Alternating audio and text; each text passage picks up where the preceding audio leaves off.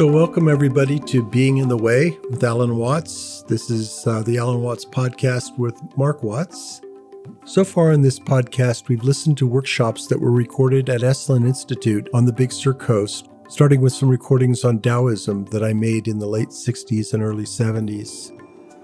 Then we went on to his Big Hall public lectures. These are talks that were given in front of large audiences, some of them at major universities. And now we're going to go back in the direction of the more intimate talks with some seminar sessions, starting with one in 1965. This was a 2-day seminar at SMU, and the first day was myself, A Case of Mistaken Identity, and the second day, in front of a smaller crowd, was Man and Nature, the recording that we're going to hear today. This is one of the most engaging talks that he ever gave on ecology, and is a wonderfully reaffirming and reassuring look at our relationship with the natural world and the ecosphere in which we find ourselves. And it's probably one of the most charismatic, interesting, and positive talks you'll ever hear on the ecology. Something else new for today is that we have a new sponsor, Eaton Hemp. And they are a New York-based farm that produces CBD products from seed to final product. And I've been sampling some of their calming tinctures and snacks. And in the coming weeks and months, we'll talk a little bit more about their goodies. But they have come on board to help sponsor this podcast and carry us forward into the new year. This podcast series was made possible by the Ram Dass Be Here Now podcast network.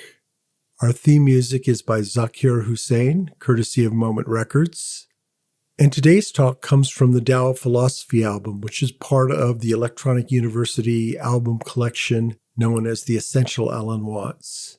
And it is one of 200 talks downloadable through the alanwatts.org website. Thank you again. And now here's Alan Watts in Man and Nature. In my talk last night, I was discussing the disparity between the way in which most human beings experience their own existence and the way man's being and nature is described in the sciences. I was pointing out that in such sciences as ecology and biology, ecology, for example, describes and studies the relationship between all organisms and their environments. The way in which they describe human, animal, and insect behavior is in flat contradiction with the way in which most of us experience our thinking and our action and our existence. We have been brought up to experience ourselves as isolated centers of awareness and action, placed in a world that is not us, that is foreign, alien, other, which we confront. Whereas, in fact, the way an ecologist describes human behavior is as an action. What you do is what the whole universe is doing at the place you call here and now. You are something the whole universe is doing in the same way that a wave is something that the whole ocean is doing. This is not what you might call a fatalistic or deterministic idea. You see, you might be a fatalist if you think that you are a sort of puppet which life pushes around. You are separate from life, but life dominates you. That's fatalism. But in the point of view I'm expressing, the real you is not a puppet which life pushes around. The real deep down you is the whole universe. And it's doing your living organism and all its behavior. It's expressing it as a singer sings a song. we've been hoodwinked into the feeling that we exist only inside our skins. And I was showing last night that that is a hallucination. It's just as nutty as anybody could be, like a fruitcake, who thinks he's Napoleon or something or other. Thinks he's a poached egg and goes around finding a piece of toast to sit on. It's just like that, a hallucination. And I was showing how we need to experience ourselves in such a way that we could say that our real body is not just what's inside the skin, but our whole total external environment.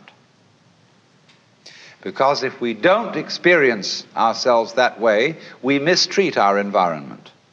We treat it as an enemy. We try to beat it into submission. And if we do that, comes disaster. We exploit the world we live in. We don't treat it with love and gentleness and respect. We cut down millions of acres of forests to turn it into newspaper, of all things. Lovely trees turned into information about nothing. And we don't replace them properly. We kick the world around in revenge for feeling that really we are puppets which the world kicks around. So my main point last night was then that we need a new kind of consciousness in which every individual becomes aware that his real self is not just his conscious ego.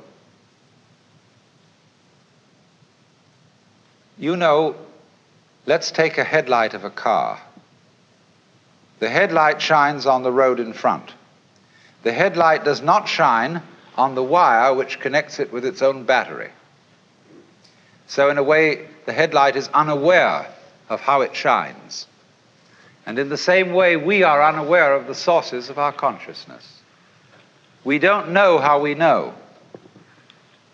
There was a young man who said, though, it seems that I know, what I would like to see is the I that knows me when I know that I know that I know.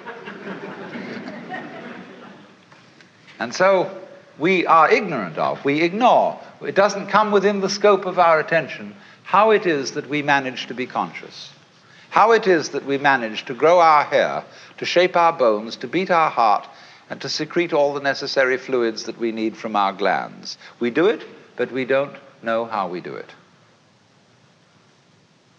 Because you see, underneath the superficial self, which pays attention to this and that, there is another self, more really us than I. And if you become aware of that unknown self, the more you become aware of it, the more you realize that it is inseparably connected with everything else that there is.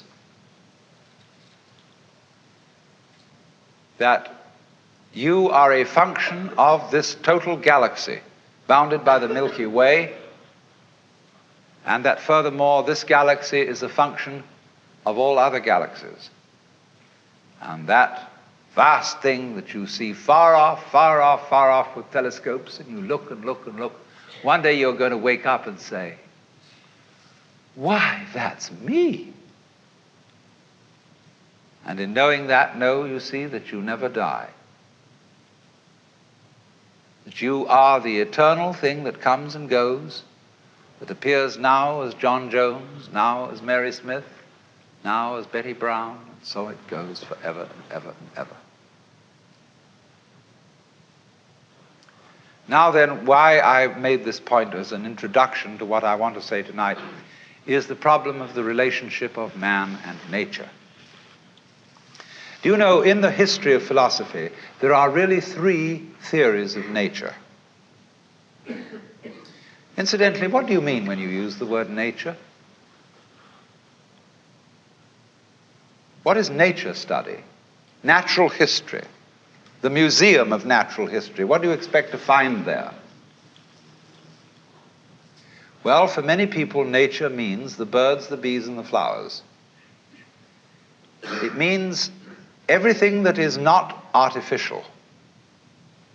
People think, for example, a building like this is not natural, it's artificial. The natural state of the human being is to be naked, but we wear clothes, and that's artificial. We build houses. Is there any difference between a human house and a wasp's nest? Or a bird's nest? Not really. But we do have in our minds, you see, the idea that nature is somehow outside us. We've got some nature in us. We say there's a thing called human nature, and mostly bad. Human nature, according to Dr. Freud, is motivated by the libido. And you know what that is. And you can't trust it. In the old days, they used to beat it with whips. But Freud said, don't do it that way. You have to treat it as a good horse trainer trains a horse by giving it a lump of sugar every now and then. And get it controlled that way. Be kind to it. Respect it. Even though it's really very, very disrespectable. Well, now, there are, as I said, in the history of mankind, 3 theories of nature. The first theory is the Western theory, which is that nature is a machine or an artifact.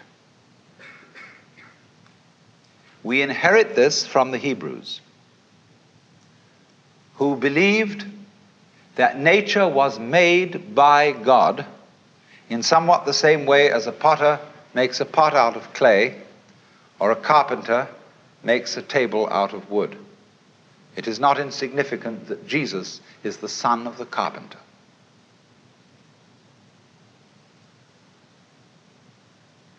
Our tradition has been to look upon the world as a construct. And somebody knows how it was put together. Somebody understands.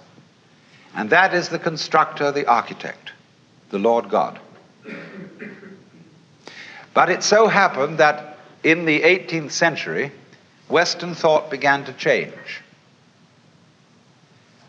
They became increasingly doubtful as to whether there was a maker, whether there was a God. But they continued to look upon the creation as an artifact, as a machine. And by the time of Newton, people were explaining the world in terms of mechanism.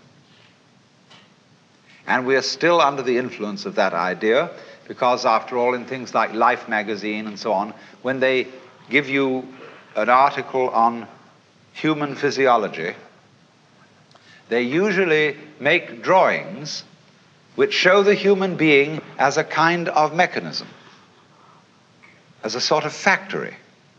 And they show how the peristaltic action carries the food in and how it's processed by this organ and that organ, as just as if a certain product is fed into a factory, cow at one end, and it comes out canned corned beef at the other. Just in such a way, the human is illustrated, and so too in some kinds of rather degraded medicine that is now practiced. When you go to the hospital for a medical examination, you are treated as a machine. They process you. You're not a person. You are put in a wheelchair immediately. Even if you're perfectly healthy and can walk, nevertheless they have to have you in this wheelchair. And they put you through a process. And the heart specialist looks only at your heart because he can't understand anything else. The otorhinolaryngologist, which means an ear, nose, and throat man, looks at that section of you, and he doesn't know about anything else.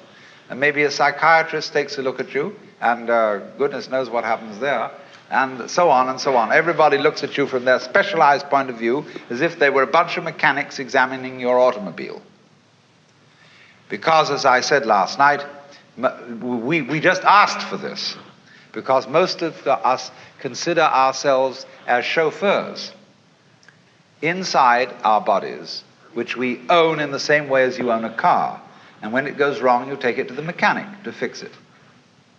You don't really identify with your body, just as you don't really identify with your car.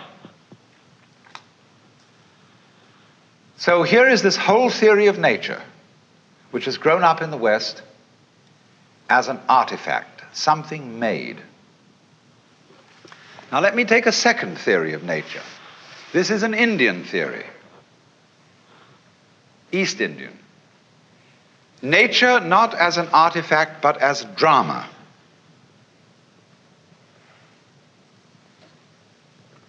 Basic to all Hindu thought is the idea that the world is maya. That is a Sanskrit word which means many things. It means magic, illusion, art, play. All the world's a stage. And in the Hindu idea, there is the ultimate reality of the universe is the self, which they call Brahman or Atman. That's what there is. The self, universal, eternal, boundless, indescribable. And everything that happens, happens on the self. Like you say, it's on me. The drinks tonight are on me. Or like we say, when you hear the radio, it's on the speaker. You see, everything you hear on the radio, flutes, drums, human voices, traffic noises, any imaginable sound, all those sounds are vibrations of the diaphragm in the speaker. But the radio doesn't tell you that. The announcer doesn't come on and say every morning, "Good morning, ladies and gentlemen. This is KQED. The following sounds that you are going to hear are vibrations of the diaphragm in your speaker." And they're not really human voices or musical instruments, but just that. They never let you in on that. And in exactly the same way, the universe doesn't let you in on the truth that all sense experiences are vibrations of the self. Not just yourself, but the self. And all of us share this self in common because it is pretending to be all of us. Brahman, the ultimate principle, plays hide and seek eternally. And he does it for unspeakably long periods of time. The Hindus measure time in what is called a kalpa, K-A-L-P-A. That's 4,320,000 years. Don't take this seriously. It's not meant to be taken literally. But just for an unspeakably long time, the Brahman, the self, pretends that it's lost and is us. And all our adventures and all our troubles and all our agonies and tragedies, it gets mixed up in them. Then after the period of 4,320,000 years has elapsed, there is a catastrophe. The universe is destroyed in fire. And after that, the Brahman wakes up and says, well, good, crazy, what an adventure that was. He wipes the sweat off his brow and says, whew, let's rest a while. So for another 4,320,000 years, the divine self rests and knows who it is. It's me. Then it says, well, this is rather boring. Let's get going again. Let's get mixed up. And it does it in a very strange way because the way the Hindus time it, the first period of getting mixed up, getting lost, is beautiful. That's the longest period. Everything's right. It's just life is glorious. Then it has the next period in which things get a little wonky. Something is vaguely out of order. That doesn't last so long. Then the next period, the third, is when good and evil are equally balanced. And that's still not so long. Finally comes the shortest period when everything bad triumphs and the whole thing blows up and we begin all over again. We're supposed to be living in that now. It's what's called the Kali Yuga, the age of darkness. And it began on Friday, February the 23rd, 3123 BC. and it has 5,000 years to run. But as it goes on, time gets faster, so don't worry.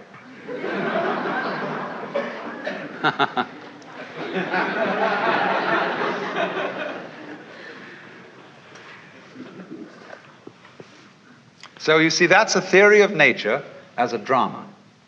It's a play. Now there's a third theory of nature, which is Chinese. And this is very interesting. The Chinese word for nature, they call zhiran. And this expression means of itself so. What happens of itself. Or we might say spontaneity. It almost means automatic, because automatic is what is self-moving. Only we associate the word automatic with machinery. But zhiran, what is so of itself, is associated in the Chinese mind not with machinery, but with biology. Your hair grows by itself. You don't have to think how to grow it. Your heart beats by itself. You don't have to make up your mind how to beat it. That's what they mean by nature. The poem says, sitting quietly, doing nothing, spring comes and grass grows of itself. So their principle of nature is called a Tao, T-A-O, pronounced Dao in the Mandarin dialect, Tao in the Shanghai dialect, To in the Cantonese dialect. Take your choice. Tao means the course of nature. And Lao Tzu, who was a philosopher who lived a little later than 400 BC, wrote a book about the Tao. And he said, the Tao which can be spoken is not the eternal Tao. You can't describe it. He said the principle of the Tao is spontaneity. He said the great Tao flows everywhere, both to the left and to the right. It loves and nourishes all things, but does not lord it over them. It accomplishes merits and lays no claim to them. So there is a very great difference between the Chinese idea of Tao as the informing principle of nature and the Judeo-Christian idea of God as nature's Lord and Master. Because the Tao does not act as a boss. In the Chinese philosophy of nature, nature has no boss. There is no principle that forces things to behave the way they do. It is a completely democratic theory of nature. Correspondingly, you see, most Westerners, whether they be Christians or non-Christians, don't trust nature. Of all things, nature is the thing least to be trusted. You must manage it. You must watch out for it. It will always go wrong if you don't watch out. You know, the goblins will get you if you don't watch out. So we're always feeling that you can't trust it. See, we're absolutely instilled with the idea of original sin. You can't trust nature because it comes out with weeds and insects. And above all, you can't trust human nature because if you don't hold a club over yourself, you'll go out and rape your grandmother. Now, the Chinese would say, if you can't trust yourself, you can't trust anything. Because if you can't trust yourself, can you trust your mistrust of yourself? Is that well-founded? See? If you can't trust yourself, you are totally mixed up. You haven't a leg to stand on, you haven't a point of departure for anything. And in this respect, the Taoist philosophy and the Confucian philosophy are in agreement. In Confucius philosophy, the fundamental virtue of a human being is called yan, spelled Jen for reasons best known to Chinese scholars. I don't know what they are, but it's pronounced yan. And it's a character, Chinese character, that Confucius placed as the highest of all virtues, higher than righteousness, higher than benevolence, and it means approximately human-heartedness. Now, Confucius once said that goody-goodies are the thieves of virtue. Virtue in Chinese is de. We Romanize it as T-E-H, de. And it means virtue not in the sense of moral propriety, but virtue in the sense of magic, as when we speak of the healing virtues of a certain plant.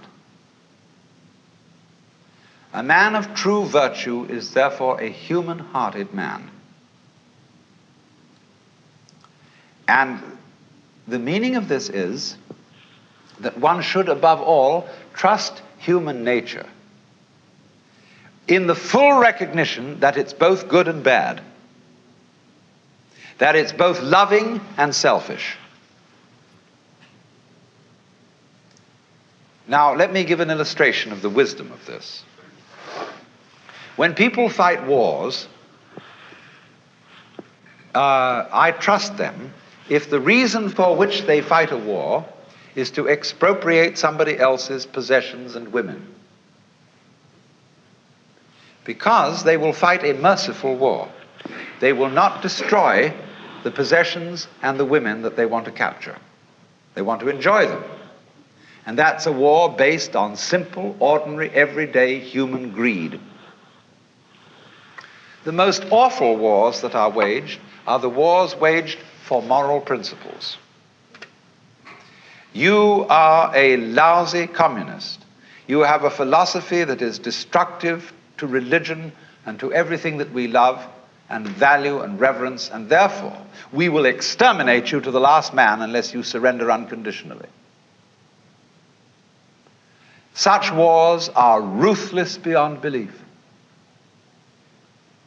We can blow up whole cities, wipe people out, because we are not greedy.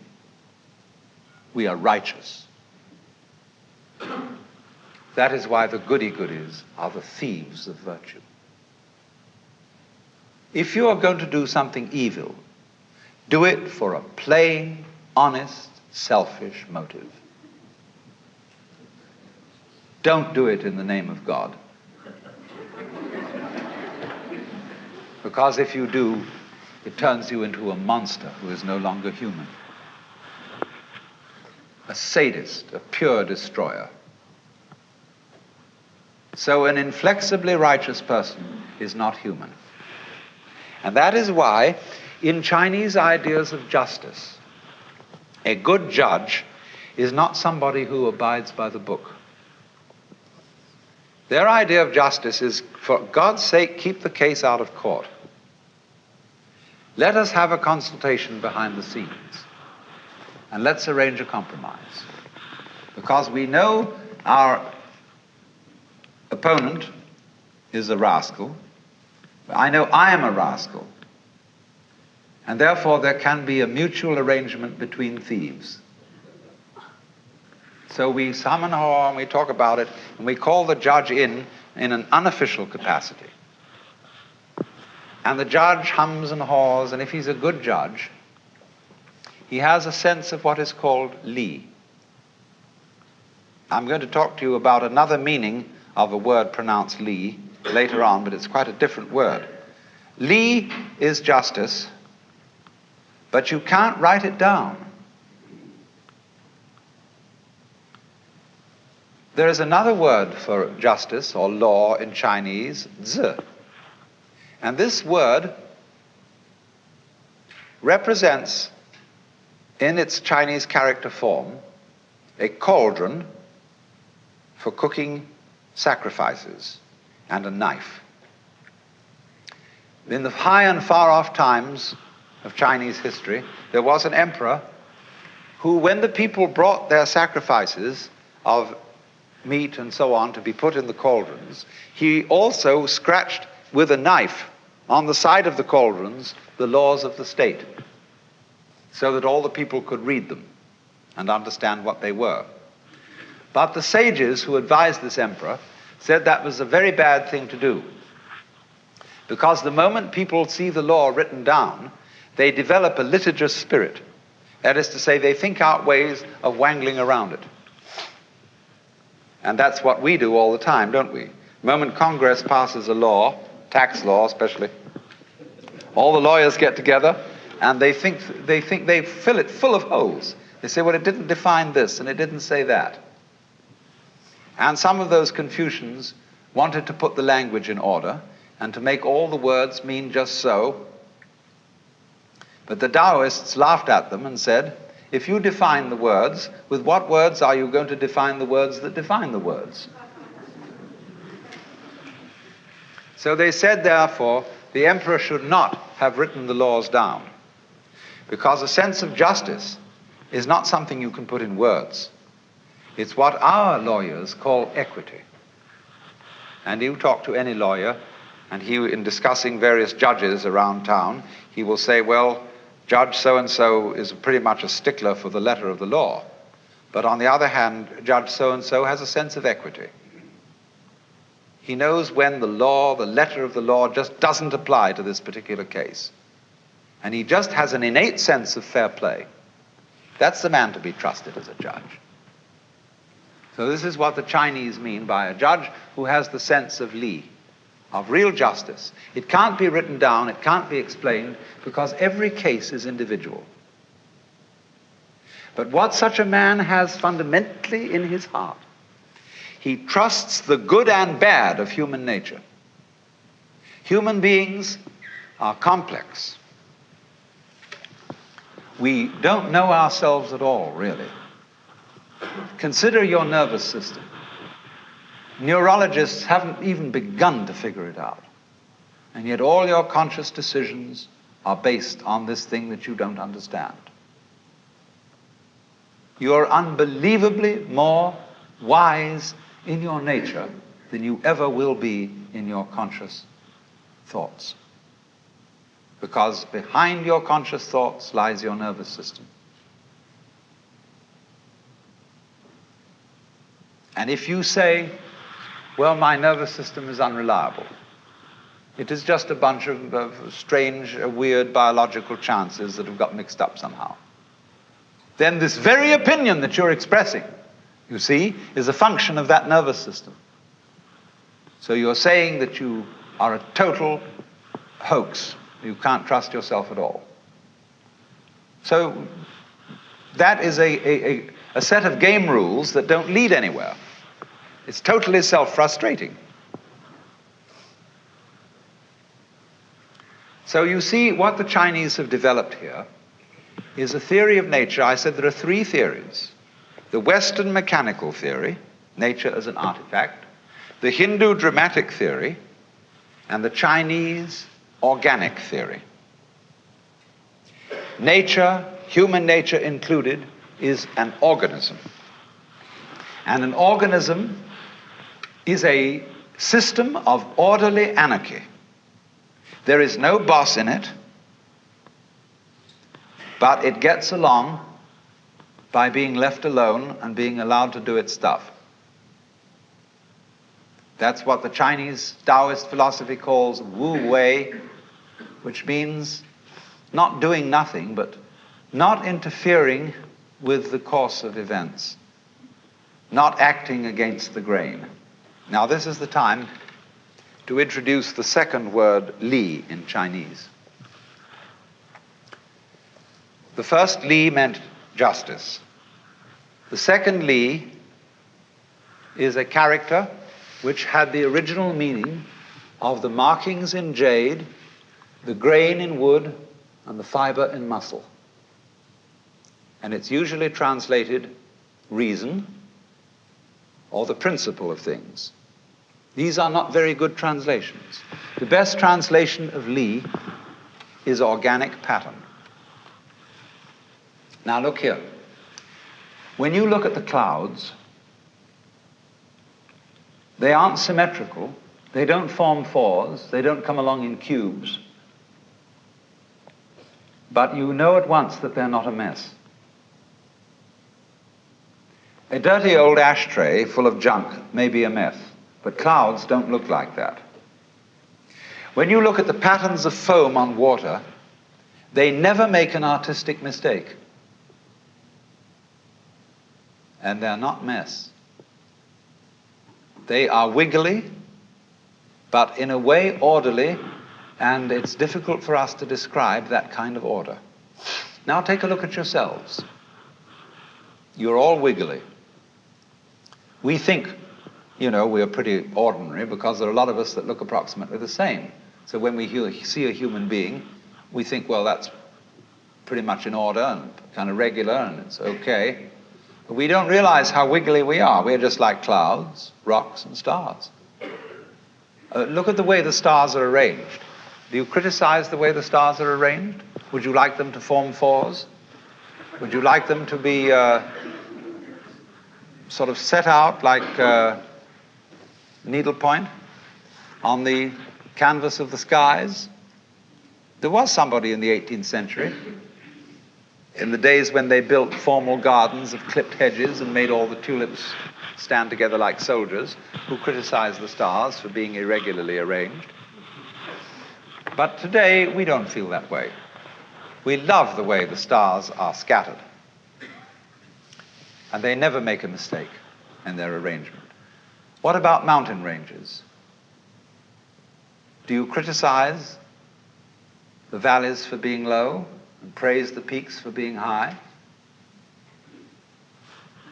You just say it's great, it's the way it is. Now that kind of order, the artist pays a tribute to it by painting a landscape. People, in every national park, there's a place called Inspiration Point.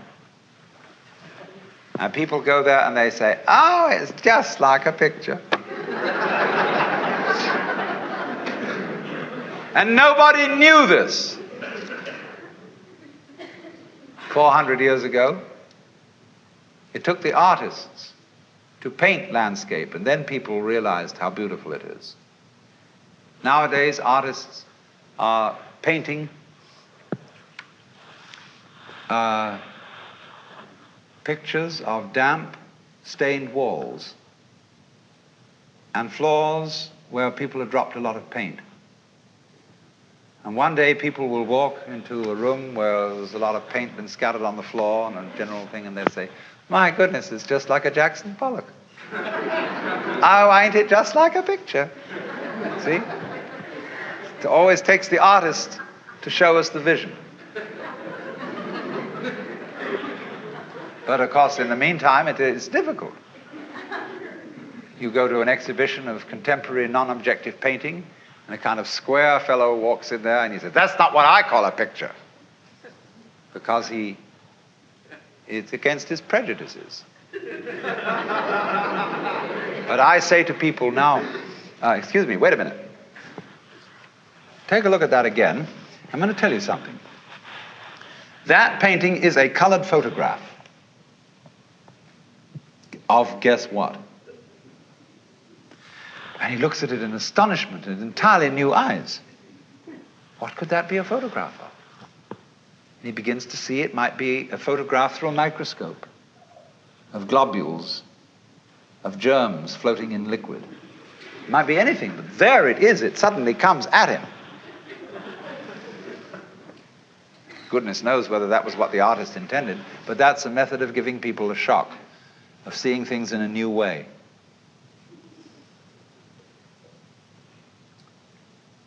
You know, a GI visited Picasso in Paris during the war, and said, I can't understand your paintings. They're absurd. Life doesn't look like that. Picasso said, do you have a girlfriend? He said, yes. Have you a picture? He said, yes. Show it to me. So he drew out his billfold, and there was a little colored photograph of his girlfriend. And Picasso looked at it and said, is she so small as that?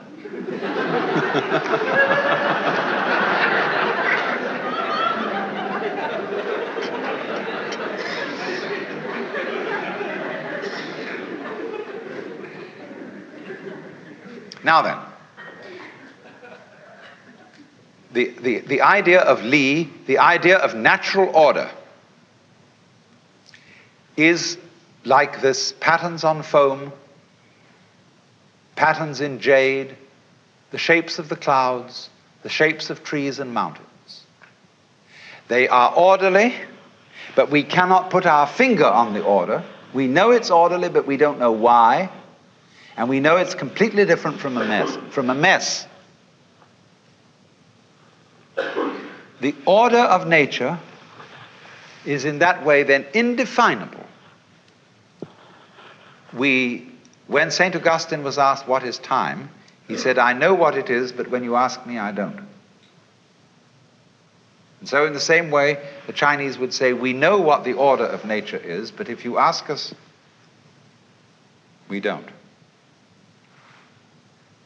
The poet says, picking chrysanthemums along the eastern fence, gazing in silence at the southern hills, the birds fly home through the soft mountain air of dusk. In all these things there is a deep meaning, but when we are about to express it, we suddenly forget the words. That's Li. Nature as a self-ordering principle, but it doesn't really know how it does it. Another poem says, if you want to know where the flowers come from, even the god of spring doesn't know.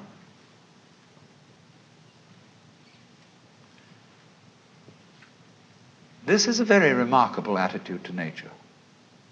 Politically, you see, if you translate this into politics, it is a high philosophical anarchy. And there's a lot to be said for this as a political point of view. That, in other words, government is always a mess. Because the state opposes itself to the people. We live under a constitution where we are supposed to be governed by ourselves. As somebody once said, down with democracy when we get it.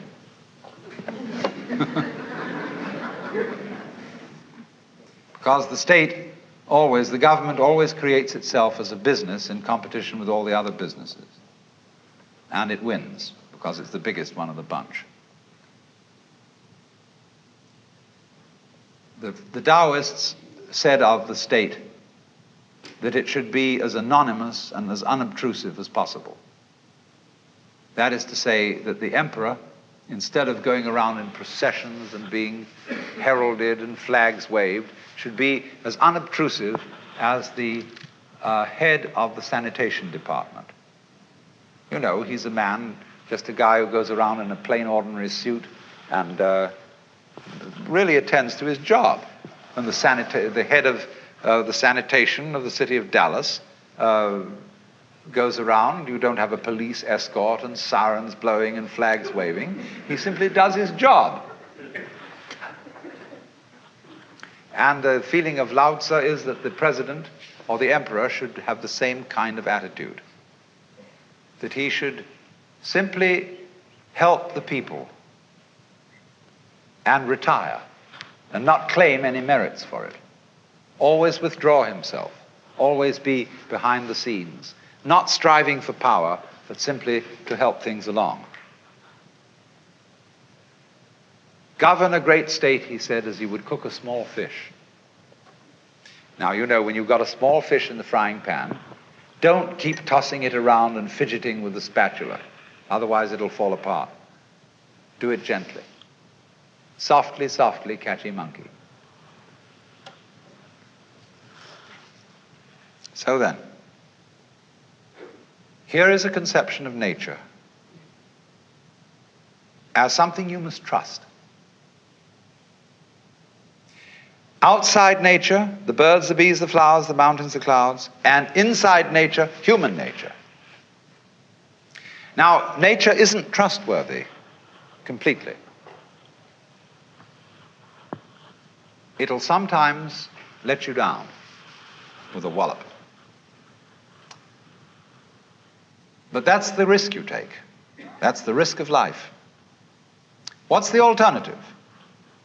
I do not trust nature at all. It's got to be watched. You know what that leads to? It leads to 1984 and Big Brother. It leads to the totalitarian state where everybody is his brother's policeman, and where everybody is watching everybody else to report them to the authorities, where you can't trust your own motivation, where you have to have a psychoanalyst in charge of you all the time to be sure that you don't think dangerous thoughts or peculiar thoughts. And you report all peculiar thoughts to your analyst, and your analyst keeps a record of them and reports them to the government. And everybody is busy keeping records of everything.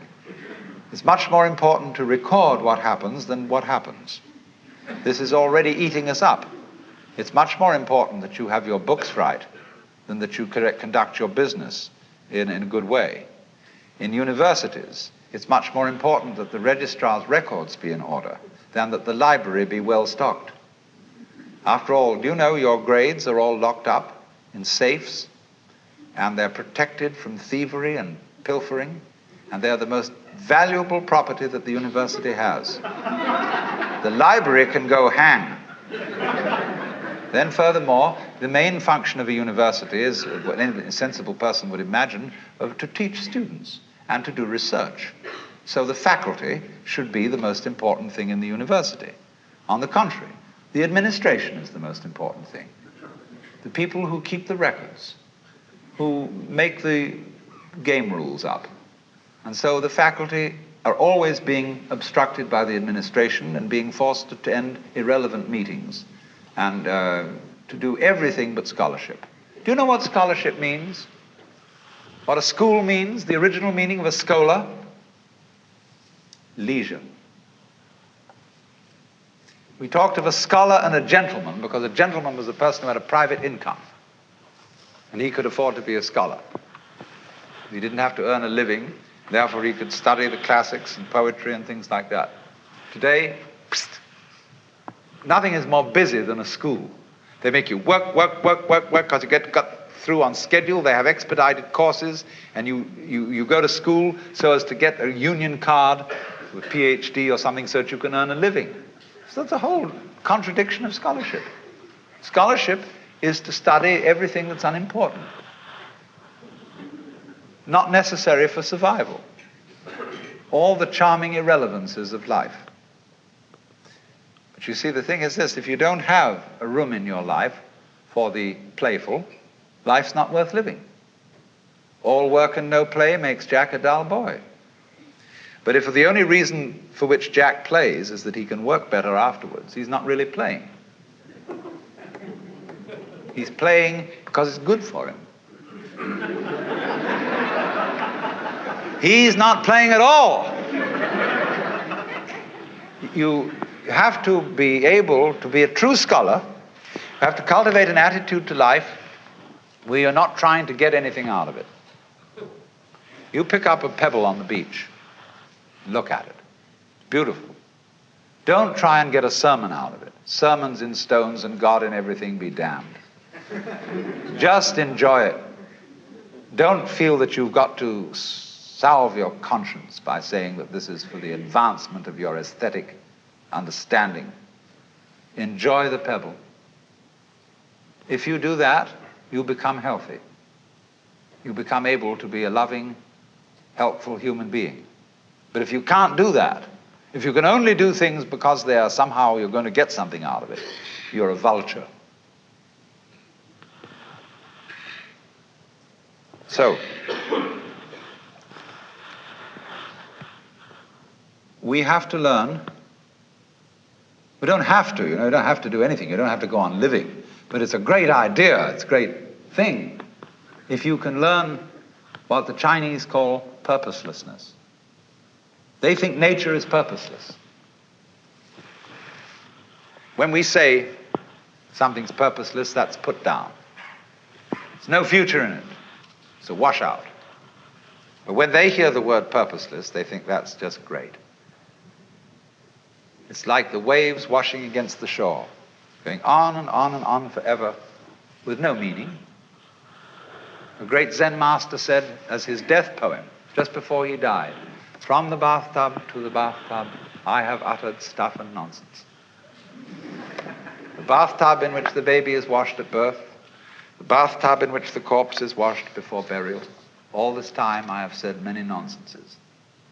Like the birds in the trees go, twee, twee, twee, twee, twee, what's it all about? Everybody tries to say, oh, it's a mating call. It's purposeful, trying to get their mate, attract them with a song. That's why they have colors. Butterflies have eyes on them. Self-protection. Engineering view of the universe. Why do that? They say, well, it's because they need to survive. Oh, why survive? What's that for? Well, to survive. See, human beings are really a lot of tubes. And all living creatures are just tubes. And these tubes have to put things in at one end and let it out at the other. Then they get clever about it and they develop nerve ganglia on one end of the tube, the eating end, called a head. And it's got eyes in it, it's got ears in it, it's got little organs, antenna and things like this. And that helps you to find things to put in one end so that you can let them out the other. Well, while you're doing this, you see the stuff going through wears the tube out. And so that the show can go on, the tubes have complicated ways of making other tubes who will go on doing the same thing. In at one end, out the other. And they say, well, that's terribly serious. That's awfully important. We've got to keep on doing this.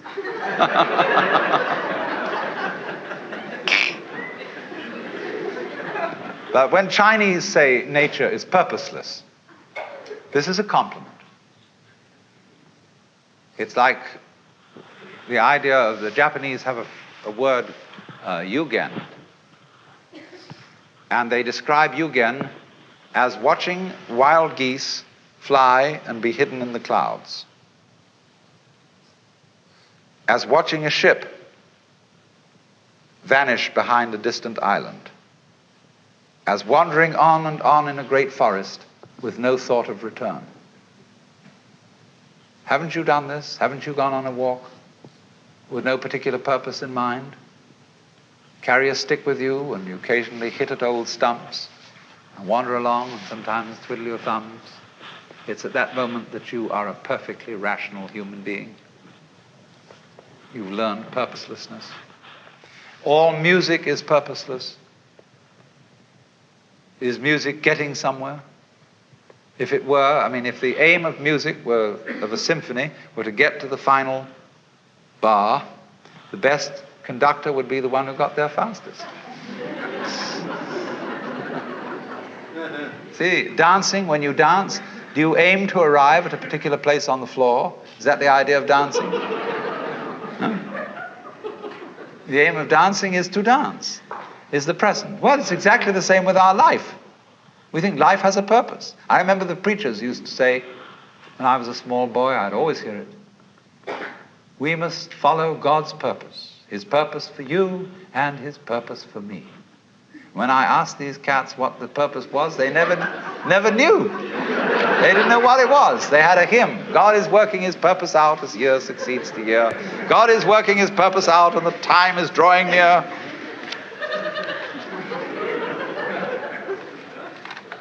The time when the earth shall be full of the glory of God as the waters cover the sea. What's the glory of God? Well, they weren't quite sure. I'll tell you what it is. In heaven, all those angels are gathered round the glory of God. That is to say, the which than which there is no whicher. Catholics call it the beatific vision, the Jews call it the Shekinah. And there are all those angels. And they're standing around it and they're saying, Alleluia, Alleluia, Alleluia, Alleluia. It means nothing. They're just having a ball. See, that's what happened in the beginning. When God created the universe, it was created like all stars, all planets, all galaxies. They're vaguely spherical. He created this and he said, have a ball.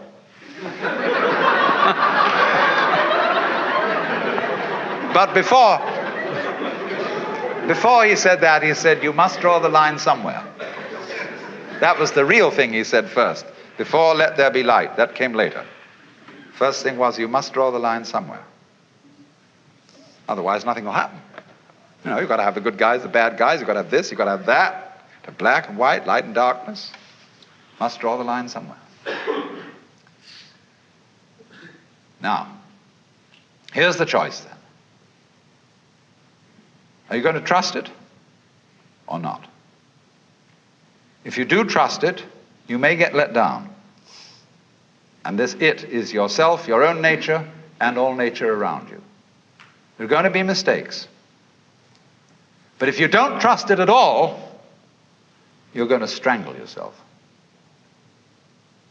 You're going to fence yourself round with rules and regulations and laws and prescriptions and policemen and guards, and who's going to guard the guards, and who's going to look after Big Brother to be sure that he doesn't do something stupid.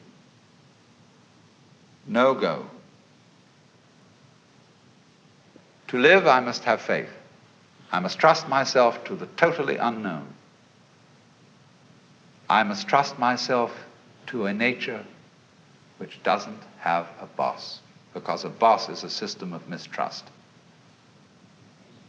That is why Lao Tzu's Tao loves and nourishes all things, but does not lord it over them. You've been listening to Man in Nature from the Alan Watts series Tao of Philosophy, one of hundreds of recordings available on the Alan Watts organization website. This one again is Tao of Philosophy, the Man in Nature talk, and that's part of the Essential Lectures album.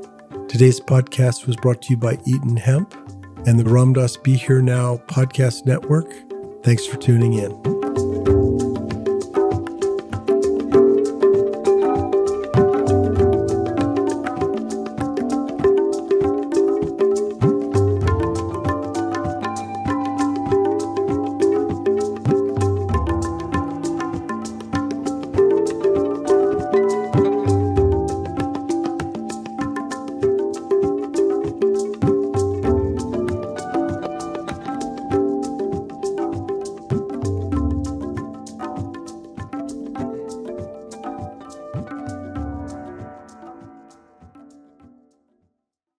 When a person begins to notice what others overlook, there is at first a kind of thrill.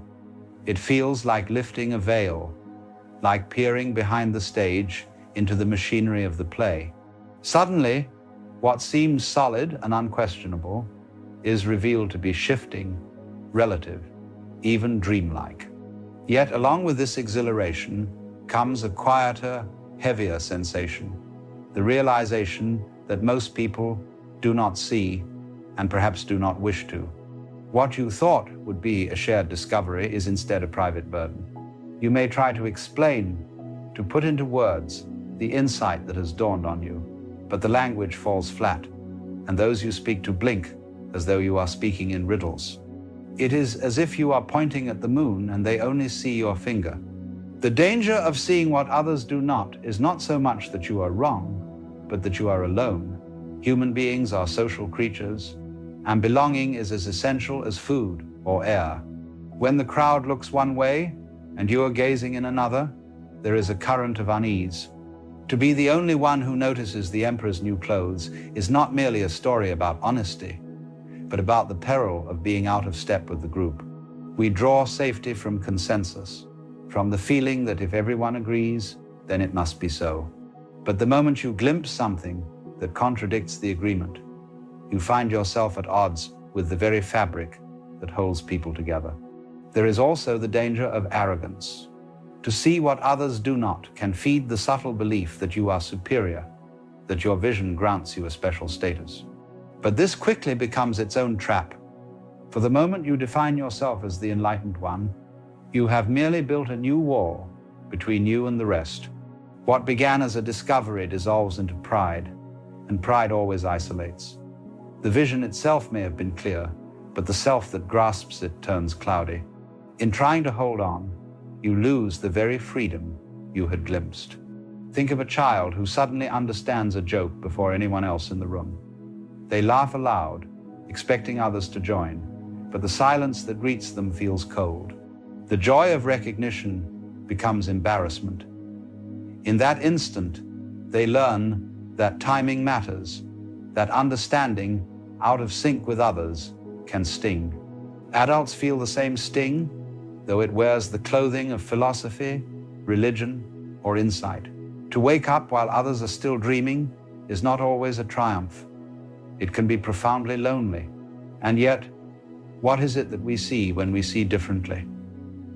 Often, it is the fleeting nature of things, the fragility of what others call permanent.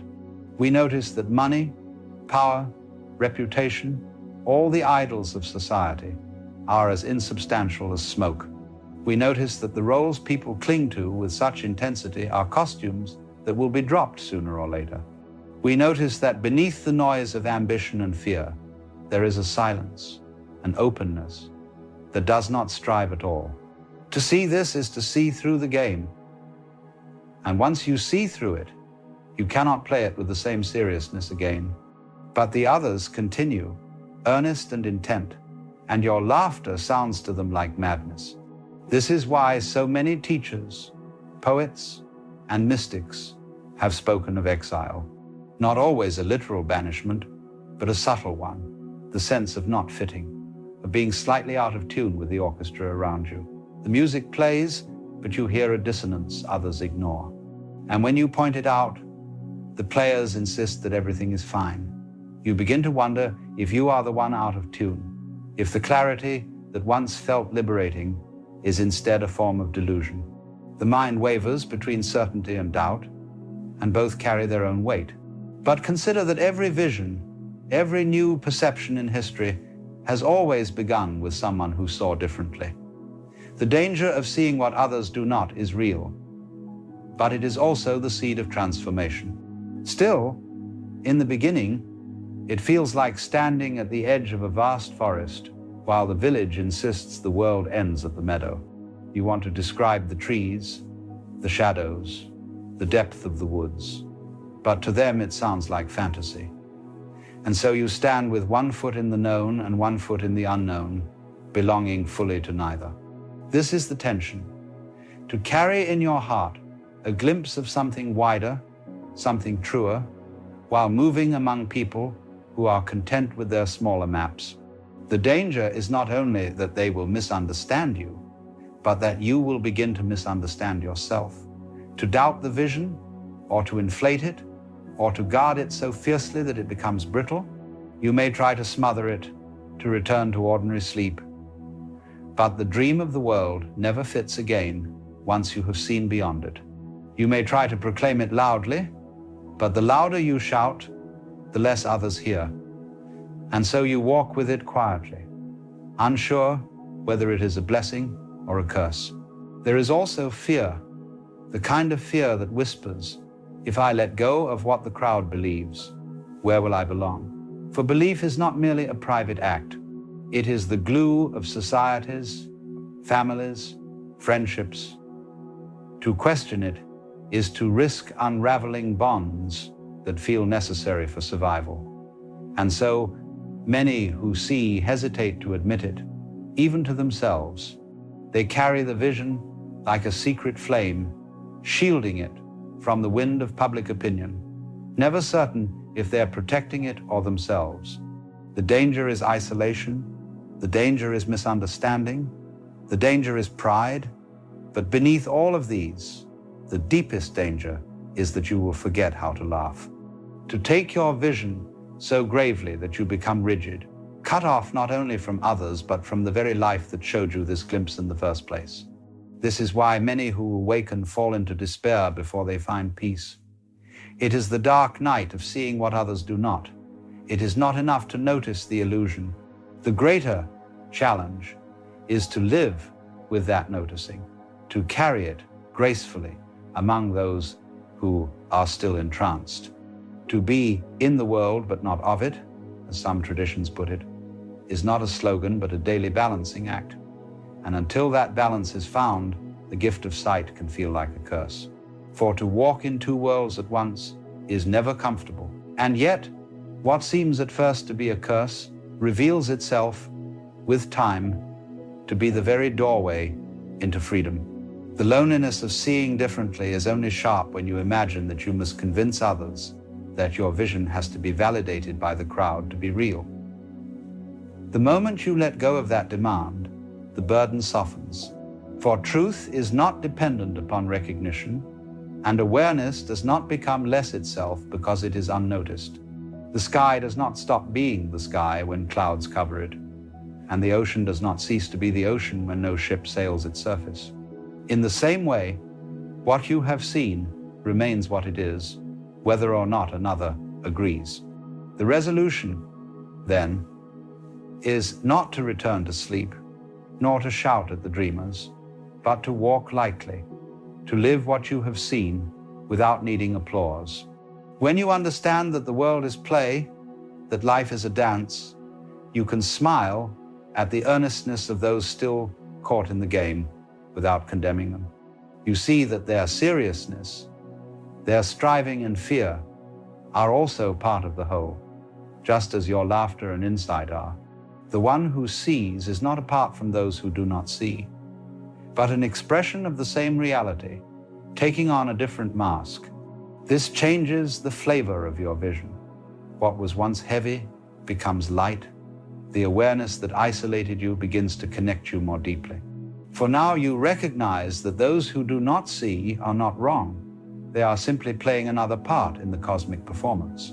Without them, there would be no contrast, no stage upon which your own role makes sense. Just as music requires silence, just as light requires shadow, the clarity of sight requires the backdrop of blindness. The difference does not divide, but completes. Think of the flower blooming in a field. It does not demand that the grasses beside it also bloom in the same way. It simply unfolds, radiates, expresses its nature. And in doing so, it contributes to the whole field, not by making others like itself, but by being precisely what it island. So too with the one who sees. The task is not to reform the world into your vision, but to live your vision as naturally as the flower blooms.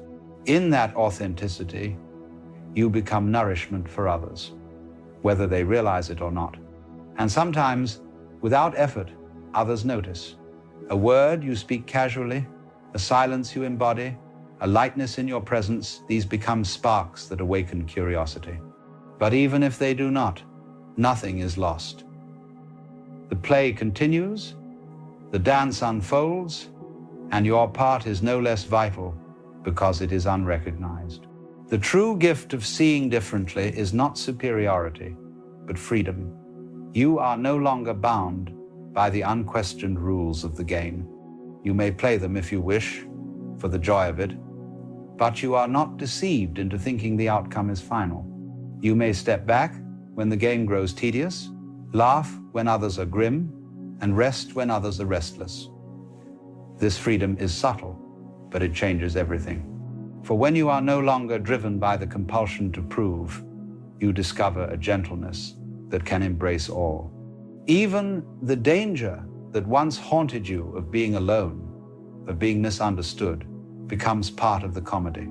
You see that every prophet, every poet, every thinker who glimpsed beyond the ordinary faced the same fate.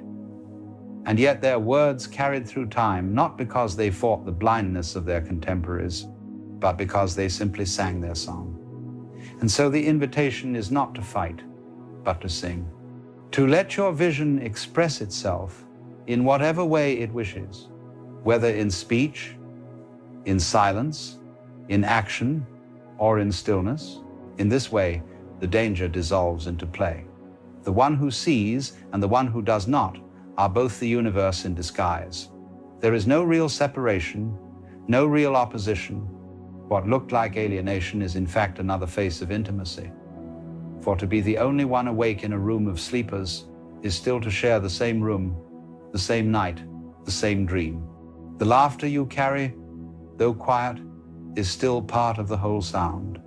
And so, you may rest, you may see without clinging, you may walk without boasting, you may love without demanding agreement. The vision you carry is not a weapon, not a burden, not even a possession. It is simply the light by which you move, as natural as breathing, as effortless as being. And in time, you may even forget that you are different, for the difference no longer defines you.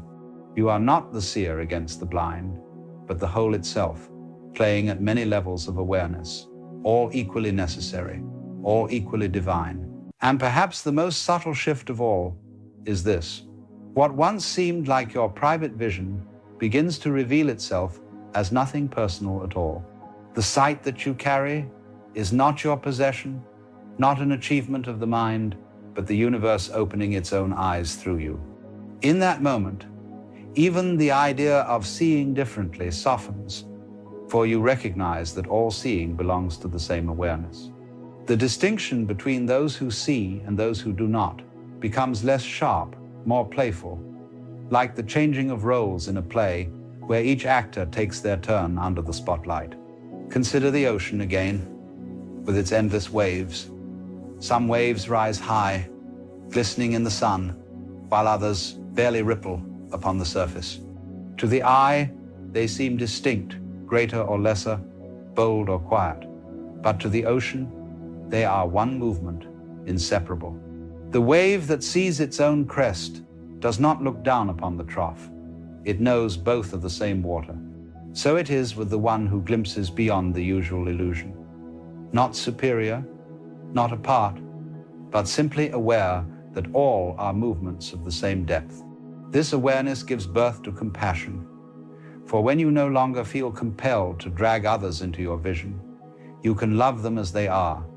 The seriousness with which they chase their ambitions, the fears they nurse, the dramas they play out, all of it becomes endearing, as though you were watching children at play. Not condescension, but tenderness, because you recognize yourself in them. You too once played those games in full sincerity, and perhaps you still do, for even the awakened must sometimes forget in order to live. Forgetting is part of remembering, blindness is part of sight, and so you walk more gently, you listen more patiently, you smile more easily. The vision you carry ceases to be a sharp edge dividing you from others, and becomes instead a soft light by which you move among them. You are not required to convince or convert, only to live in such a way that your very being whispers of a freedom beyond striving. That whisper, whether heard or not, belongs to the music of the whole. Notice also how the danger dissolves when you see that what you feared isolation was never truly there.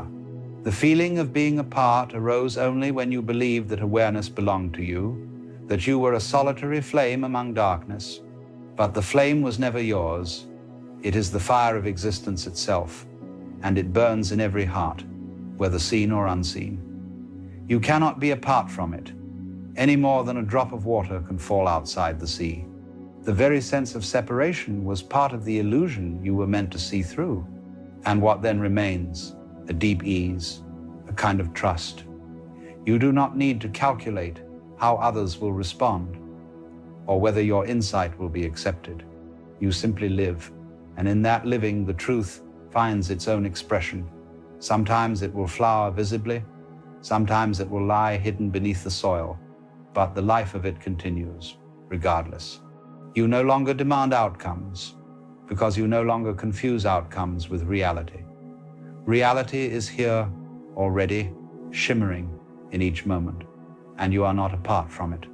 This is why many who see differently eventually become playful again. They laugh more, they sing, they enjoy the simple things. For when the burden of proving and defending falls away, what remains is the joy of being, and that joy is contagious in ways words never are. People may not understand your philosophy, but they feel your presence. They may not follow your reasoning, but they sense your ease. And in time, that ease does more than any argument could. So perhaps the true resolution is not to stand above or apart, but to rejoin the play consciously, to move among others not as a stranger, but as a companion who knows the dream is a dream and still delights in its colors, to take part in the laughter and the tears, not because you are deceived, but because you recognize them as the texture of the whole. In this way, seeing what others do not ceases to be a danger at all. It becomes a gift, not only to you, but to everyone around you, even if they never realize it. And as the words slow and the reflection settles, perhaps you can sense the spaciousness in which all of this unfolds. The danger, the vision, the loneliness, the joy, all of it rising and falling, like breath, like waves, like the endless turning of the earth. To see is simply to notice this movement. To live is to be this movement, and to rest is to allow it all, without resistance, without demand, without fear. There comes a time, you see, when the noise of emotion fades, not because you've found peace, but because you've stopped knowing what to feel. You wake up and realize that nothing exactly hurts, yet nothing exactly moves you either. The music still plays, the sun still rises, but somehow you feel like a spectator in your own life. And that, perhaps, is the most difficult feeling of all, the feeling of nothing. You tell yourself you should be grateful. Things could be worse, you've known pain before, and this isn't pain. But the absence of sadness doesn't feel like joy. It feels like suspension. You are neither drowning nor swimming, simply floating, watching everything drift past without the strength or desire to reach for it. And so you wonder, what is this emptiness? Is it depression? Is it rest? Or is it something else entirely, the mind's quiet rebellion against constant motion? Most people imagine that life should always be vivid, that we should feel deeply, that every moment should sparkle with meaning. But perhaps that expectation itself is what exhausts us. You can't keep the ocean at high tide forever. Every wave must eventually draw back. Maybe this emptiness isn't a failure of feeling, but the space that feeling needs to return home. You see, emotion, like breath, requires rhythm.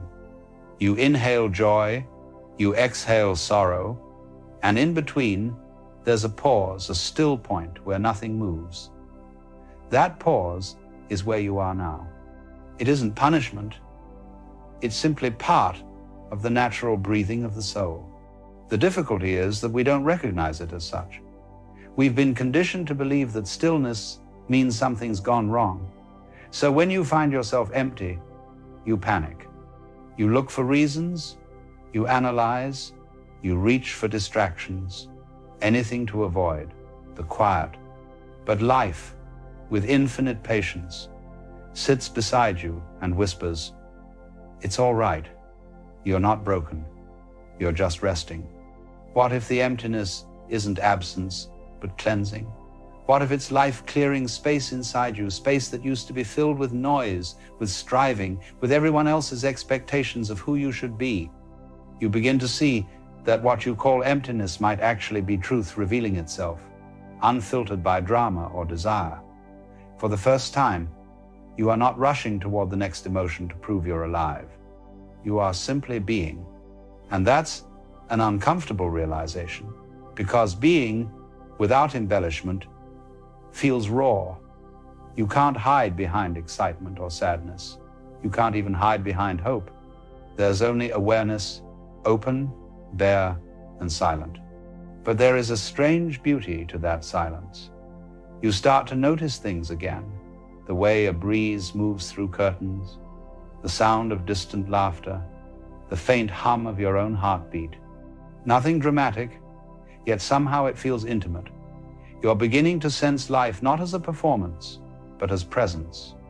And maybe that's what the emptiness is for, to bring you back to presence, to pull you away from the endless striving to feel something extraordinary, so you can rediscover the ordinary as sacred. Because what you call emptiness might simply be life's way of teaching you how to see without expectation, how to love without condition, how to exist without the constant need for intensity. There's a story I once told about a man who went into the forest looking for enlightenment. For days, he meditated, chanted, and searched, but nothing happened. On the fifth day, exhausted, he gave up. He sat beneath a tree and simply breathed. In that moment of giving up, he noticed the sound of birds for the first time. He noticed the rhythm of his own breath, the feeling of the earth beneath him, and he began to weep, not from sadness, but from seeing how simple life had always been. That's what happens when the emptiness is allowed to be empty. It fills itself with awareness. You don't have to fight it. You don't have to fill the silence with meaning. Just listen. The same life that once made you feel everything is still here. It hasn't abandoned you. It's simply teaching you to hear in a quieter key. Think of a field after harvest. The soil looks bare, but that barrenness is not death. It's rest. It's preparation. Beneath the surface, life is reorganizing itself. What looks like nothing is the beginning of everything. The same is true for your heart. It's not broken. It's simply reorganizing. It's letting go of what it no longer needs to carry. And when you stop demanding that life feel a certain way, you begin to understand something astonishing, that meaning was never something you created. It was something that revealed itself in moments when you weren't trying. The smile of a stranger, the flicker of candlelight, the quiet comfort of existing at all these things become enough again. So when you feel empty, don't rush to fill it. Let the emptiness be what it is. Let it echo. Let it stretch. Because it is in that space that the next chapter of your aliveness is already forming. And if you can bear to sit there, even for a little while, you might realize that what you thought was numbness was actually clarity the moment before feeling returns, the calm before understanding. You don't need to label it. You don't need to cure it. You just need to stay awake long enough to see what it becomes. Because one day soon, without warning, you'll notice something small, a sound, a scent, a fleeting thought, and it will move you again. And when it does, you'll understand that the emptiness wasn't an ending, but a cleansing. You'll laugh, perhaps softly, and say to yourself, it was never gone, it was just quiet. And that quiet, my friend, is the foundation of all joy. And so, after all the searching, after all the noise and striving and breakdowns and beginnings, you come to this quiet space. The world still spins, people still move, things still happen, but for you, something has changed. You are no longer measuring life by its emotional intensity. You are no longer chasing after a feeling to prove that you exist. You are, quite simply, here. And that, though it sounds small, is the greatest arrival of all. When you stop needing to feel something extraordinary, you begin to notice the miracle of the ordinary. The way water glimmers in a glass, the way your breath cools as you exhale, the way stillness itself hums with a presence that can't be described. And it dawns on you that what you called emptiness was never empty at all. It was spacious, vast, quiet, and alive. But we are afraid of quiet things. We're afraid of the in-between, of pauses, of the unspectacular. Because in silence, there's nothing to distract us from ourselves. The mind, used to being occupied, begins to panic. Why am I not feeling? What's wrong? But when you allow the mind to panic and still stay still, you begin to see that the panic itself is only another ripple on the surface. Beneath it, there's something unmoving, something you can't name, but that has been here all along. That something is what you are, the awareness behind the waves, the witness of both joy and sorrow, presence and absence, fullness and emptiness. You begin to understand what the sages meant when they said that the true self is untouched by the changes of the world. It's not that life stops affecting you. It's that you stop mistaking its movements for your identity. When you say, I feel empty, who is it that notices the emptiness? When you say, I'm not sad, who is it that sees the absence of sadness? That one, the quiet observer, is what you've been searching for all your life. You were never meant to fill the emptiness. You were meant to recognize yourself within it. Emptiness, in this way, becomes a mirror. It reflects back not what's missing, but what has always been.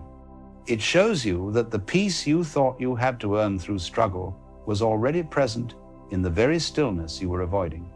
There's a certain humility that comes with this realization. You begin to laugh at how hard you tried to fix what was never broken. You see how every emotional storm you once feared eventually passed, and how each one left you a little softer, a little more open. You see how even the emptiness, this quiet space you once called void, is not against you, but for you. It's life's way of giving you back to yourself. And now, when feelings do return, when joy or sorrow comes again, they don't own you. They move through you like weather.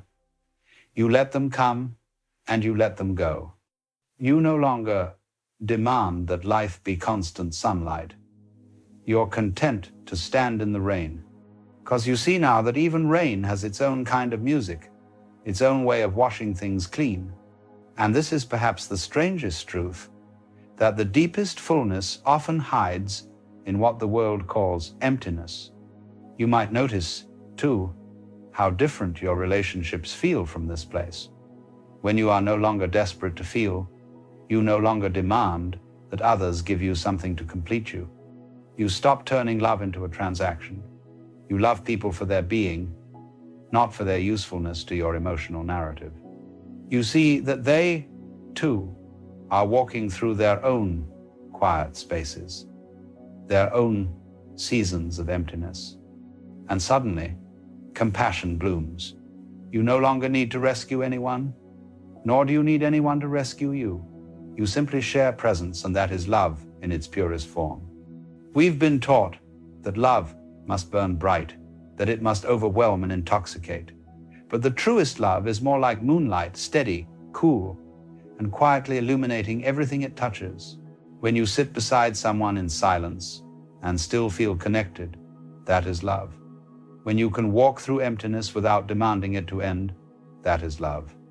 And so, your emptiness becomes your teacher. It teaches you patience, humility, gentleness. It teaches you that nothing needs to be forced, because everything is already unfolding exactly as it must. The great paradox of being human is that we run from what we most need to meet. We try to escape silence, not realizing that silence is where we hear life most clearly. We try to escape boredom, not realizing that boredom is simply the mind's restlessness before it dissolves into peace.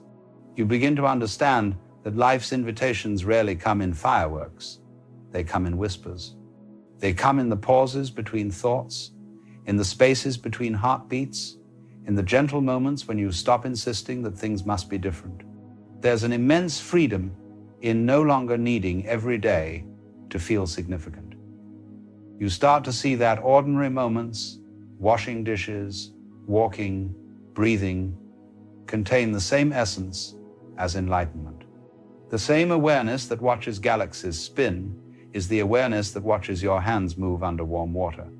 And that realization, my friend, changes everything.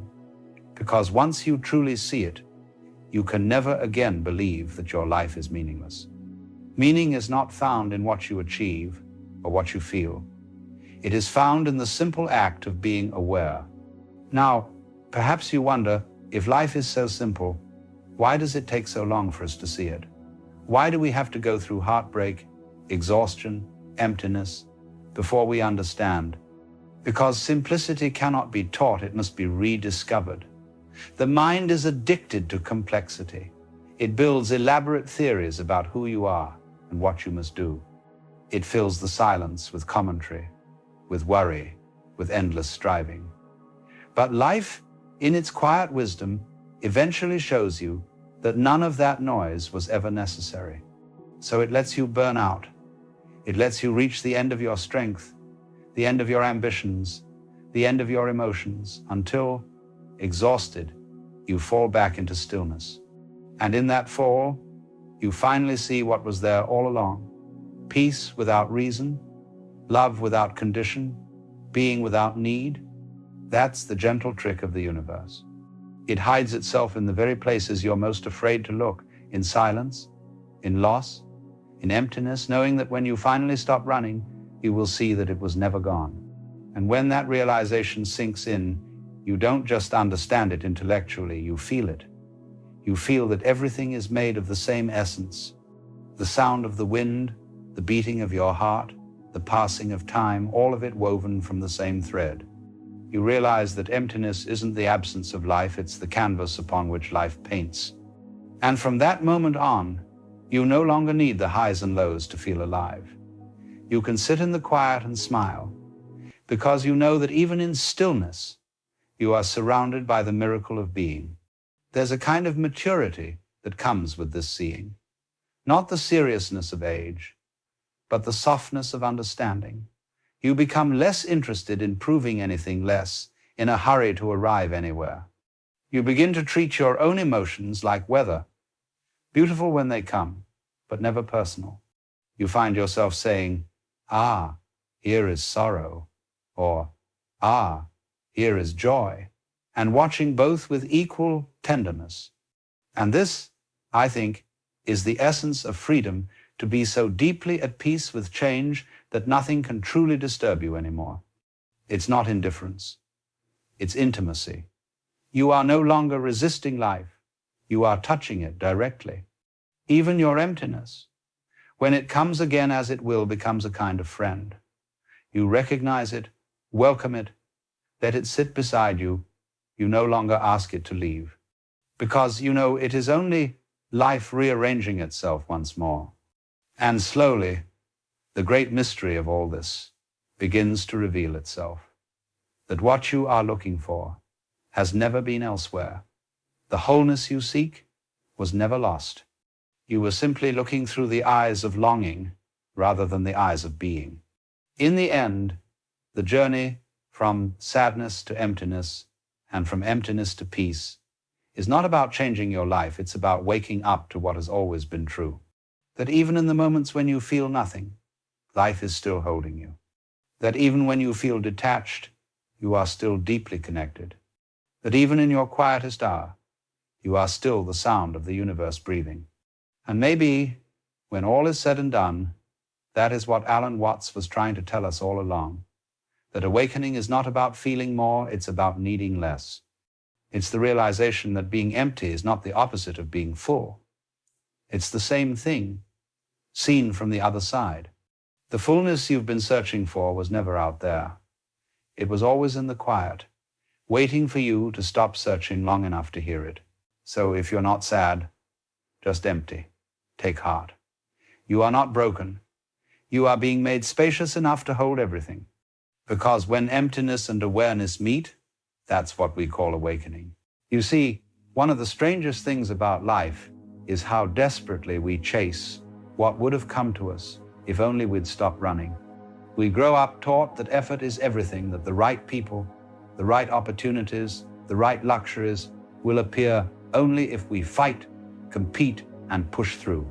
And yet, if you watch life closely, you begin to see that much of what truly matters has always come unannounced, like the breeze through an open window, or a melody that drifts in from somewhere you didn't expect. The trouble is that most of us don't trust that breeze. We want guarantees, schedules, proof that what's meant for us will arrive on time. So we tighten our grip on life, chasing the future as if it were running away. But the future isn't running, it's unfolding quietly, in rhythm with how relaxed or resistant you are to the present. Think of it this way. When you drop a pebble into still water, the ripples move out effortlessly, perfectly circular, perfectly balanced.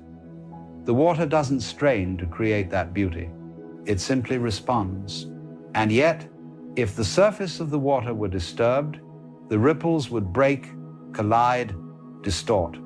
This is what happens when we live with too much effort. Our anxious vibrations distort the natural ripples of what is already coming toward us. We often say we're manifesting or attracting or creating, but all of those words imply that something is missing, that you must somehow force the universe into cooperation. Yet life itself has never needed your persuasion.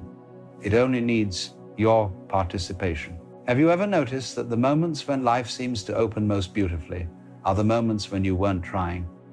The day you stopped worrying about being liked, someone saw you truly for the first time, the week you stopped obsessing over money, an opportunity arrived effortlessly. It's as if existence has a sense of timing that human plans can't imitate. You see, life doesn't reward control, it rewards harmony. And harmony can't be forced. It's the sound that happens when two notes stop competing and start resonating. So many of us want to know, when will it happen? When will the right people find me? When will the success arrive? But what if the answer is not soon, not later, but already? That what's meant for you is not approaching from the distance, but waiting in the silence you refuse to enter. There's an old saying, a flower does not chase the bees. It opens, and in its openness, the bees come. This is not philosophy, it's nature. Openness itself is the magnetism of life, but the modern mind has forgotten how to open. We are all caught in what the Chinese sages called the striving mind, a constant itch to improve, to secure, to define ourselves. We want to be the person who has it all figured out. We want to prove to the world that we're in control. But in that performance, we lose the actual rhythm of being alive. When you are relaxed, truly relaxed, something extraordinary happens. You begin to sense the movement beneath the movement, the silent current that's been guiding you all along. That current brings the right people, the right experiences, even the right luxuries, without your anxious command. Now, this does not mean you should sit still and do nothing. That would be misunderstanding the art. Water flows, but it doesn't struggle to flow. There's a great difference between action that arises from anxiety and action that arises from alignment. The first is noisy, exhausting, and insecure. The second feels natural, graceful, as if something larger is breathing through you. Many people mistake stillness for laziness. But true stillness is not stagnation. It's participation without interference. You are not frozen, you are fluid. You move when life moves, and rest when it rests. The reason so many are weary is that they have forgotten this natural rhythm. We are constantly comparing our pace to someone else's, constantly checking whether our chapter matches another's story. And yet, no flower rushes its bloom, and no sunrise waits for applause. Relax, the right things are already in motion. The relationships meant to align with you are already orbiting your energy. The opportunities that will elevate you are already being arranged. But they cannot reach you if your signal is noise. Anxiety broadcasts a frequency of distrust. It tells the universe, I do not believe you will take care of me. And so life, respecting your belief, steps aside.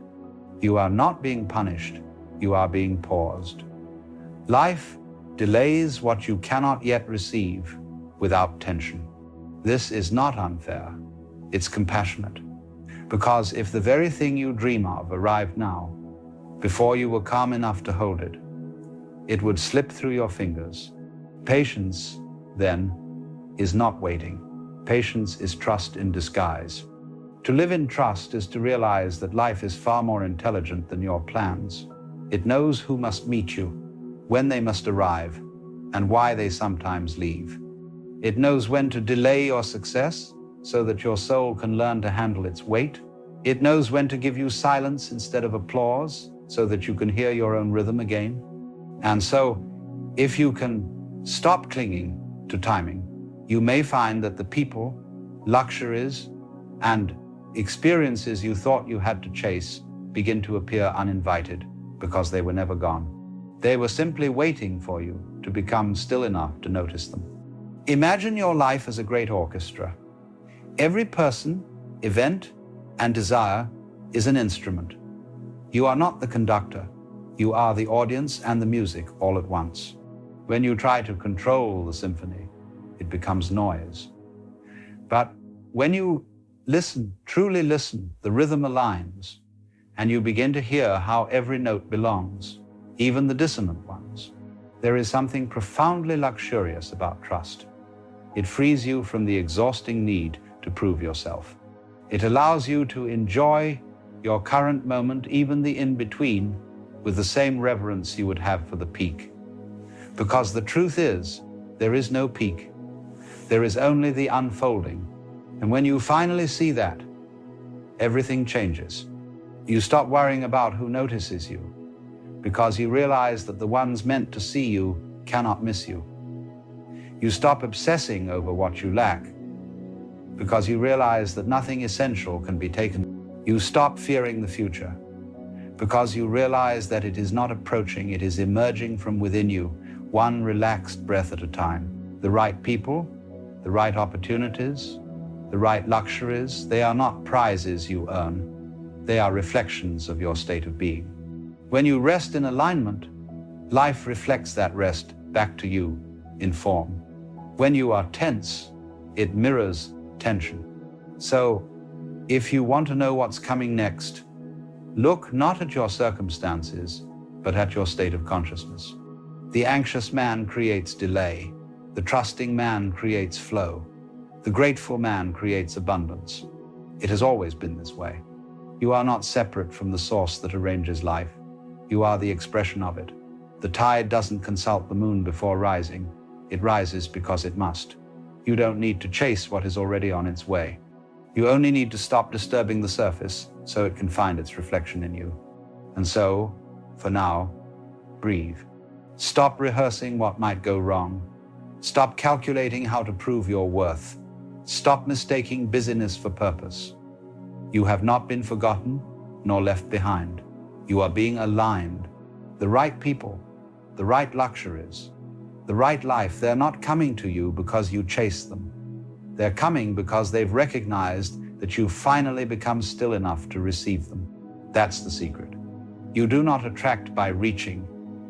You attract by resting so completely in your being that life cannot help but meet you there. And when it does, you will see what all the great teachers have always tried to tell you, that peace itself is the highest magnetism, and surrender is the most intelligent form of action. For in the end, nothing real can miss you, and nothing unreal can stay. You see, when one begins to understand this strange relationship between stillness and attraction, it becomes clear that life is not something you chase, but something you cooperate with. The mind believes that if it stops striving, everything will fall apart. But what really collapses when you stop struggling is only the illusion of control. Life itself continues perfectly well without your interference, just as your heart beats and your lungs breathe without your permission. This is the essence of what the Taoists called Wu Wei, effortless action, or the art of doing without forcing. It does not mean sitting idly while the world moves. It means being so attuned to the rhythm of existence that your movements, your words, your very choices arise as naturally as a tree growing toward the Sunday. Most of the tension in your life comes from this subtle disconnection, the belief that you must make life happen. So you run faster, plan harder, and strain to hold together what would hold itself, if only you stop tightening your grip. Look closely. When you clench your fist around water, it slips through your fingers. But when you open your hand, the water stays. Stillness is that open hand. It is not apathy. It is confidence in the intelligence of life. You've noticed, perhaps, that certain people seem to attract the right opportunities without apparent effort. It is not that they are luckier. It is that they have learned to move with the current instead of against it. They trust the timing of things. They listen inwardly before they act outwardly. And when you listen like that, something extraordinary happens. Your outer world begins to rearrange itself to match your inner peace. You no longer need to manipulate. You no longer need to beg or prove. What is meant for you begins to arrive unforced, and what is not meant quietly fades. Stillness is not the absence of motion, but the absence of resistance. It is the calm within the movement, the space between each note in the music of life. Without that space, the melody would be unbearable. The silence between the notes is what allows the sound to sing. You may find this in something as simple as breathing. Notice how your breath moves in and out without you commanding it. You may try to control it, but after a few moments, the body takes over again, finding its natural rhythm. Life is just like that breath. You may hold it for a while, but eventually it breathes itself. This is what happens when you learn to trust the flow of your existence. You begin to breathe with life, not against it. And as you do, you'll begin to see that the right people, those who nourish your spirit and not just your ego, will enter your orbit quietly, without drama. You won't have to chase them, persuade them, or earn their approval. They will recognize your stillness as something familiar, something they've been seeking without knowing it. The universe communicates in resonance, not in noise. When you are frantic, you attract the frantic. When you are calm, you attract the calm. When you are desperate, you draw desperation. But when you rest in your own being, what is true begins to move toward you as if by some invisible magnetism. And this is not magic. It is simply law, the same law that governs sound, light, and tide. Everything vibrates, and like frequencies, find one another. So, when you quiet the mind, when you stop defending and explaining, when you begin to live from the deeper stillness beneath your surface, you become a clear frequency. The universe recognizes that clarity, and in its recognition, alignment happens. You see, the anxious person builds walls, thinking they are building safety. The still person opens windows, and safety finds them. Stillness allows life to recognize itself through you. It is the bridge between you and everything you believe you are missing. Now, this doesn't mean the journey will always be without challenge. The current still carries waves, but even a wave, when understood, is only the sea rising to greet the wind. In the same way, your challenges are the universe adjusting your rhythm, tuning you to greater harmony. So when life slows you down, when plans fall apart, when you feel forgotten or delayed, remember, the pause is not punishment, the pause is placement.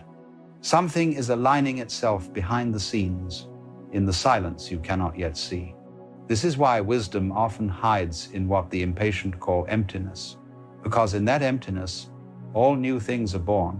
When you sit by the ocean and listen to the waves, you are hearing the sound of both fullness and withdrawal. Each wave rises, expresses itself, and then dissolves, making space for the next. If you could freeze the wave at its peak, the beauty would die instantly. The motion is the miracle. So it is with your life. You cannot freeze any moment and call it success. The true luxury is not to possess, but to participate. When the mind becomes still enough, even the simplest act, sipping water, feeling sunlight, hearing laughter, becomes a kind of wealth that no money can purchase. For what you're experiencing in those moments is the luxury of being conscious, alive, aware. You will come to see that luxury is not always the gold or the car or the attention. True luxury is peace, the ability to sit with yourself and not crave an escape. And the irony, of course, is that when you no longer crave, abundance begins to surround you. Because abundance has always been here. It was your grasping that created the illusion of lack. You can see this reflected even in love. When you chase affection, it runs. When you radiate peace, it arrives. You cannot beg for what you already are. You can only realize it, and in realizing, reveal it to the world. The right people, the right luxuries, the right life, these are not rewards for effort, they are reflections of alignment. Life mirrors your state of consciousness precisely. And so the question is never when will it happen, but am I relaxed enough to let it? It is no accident that rivers curve. The direct path is rarely the natural one. Flow bends, turns, adjusts. If you were to straighten a river, you would destroy its grace. And if you try to straighten your own journey, you will exhaust yourself. The river knows where it's going. It doesn't need to see the sea to trust its direction. So too, your path is already leading you home, though you may not see the horizon yet. In our culture, we have become obsessed with control, controlling outcomes, narratives, even our own image. But the deeper you move into this obsession, the more life slips from your grasp. You become a sculptor who never stops chiseling until nothing is left of the stone. At some point, you must put down the tools and see that the masterpiece was never meant to be perfect, only alive. When you learn to relax into your being, you begin to sense that everything you once called coincidence was actually choreography. The right person calling at the right moment, the delay that led to a better opportunity, the heartbreak that made space for wisdom, none of it was random. It was life speaking to itself in a language too vast for the mind to translate. And so, if you can slow down enough to listen, you will hear it, the gentle hum of inevitability, the sound of what's already yours making its way to you, quietly, confidently, without rush. Relaxation is not passivity. It's participation with intelligence. It's knowing when to act and when to allow, when to move and when to trust movement itself.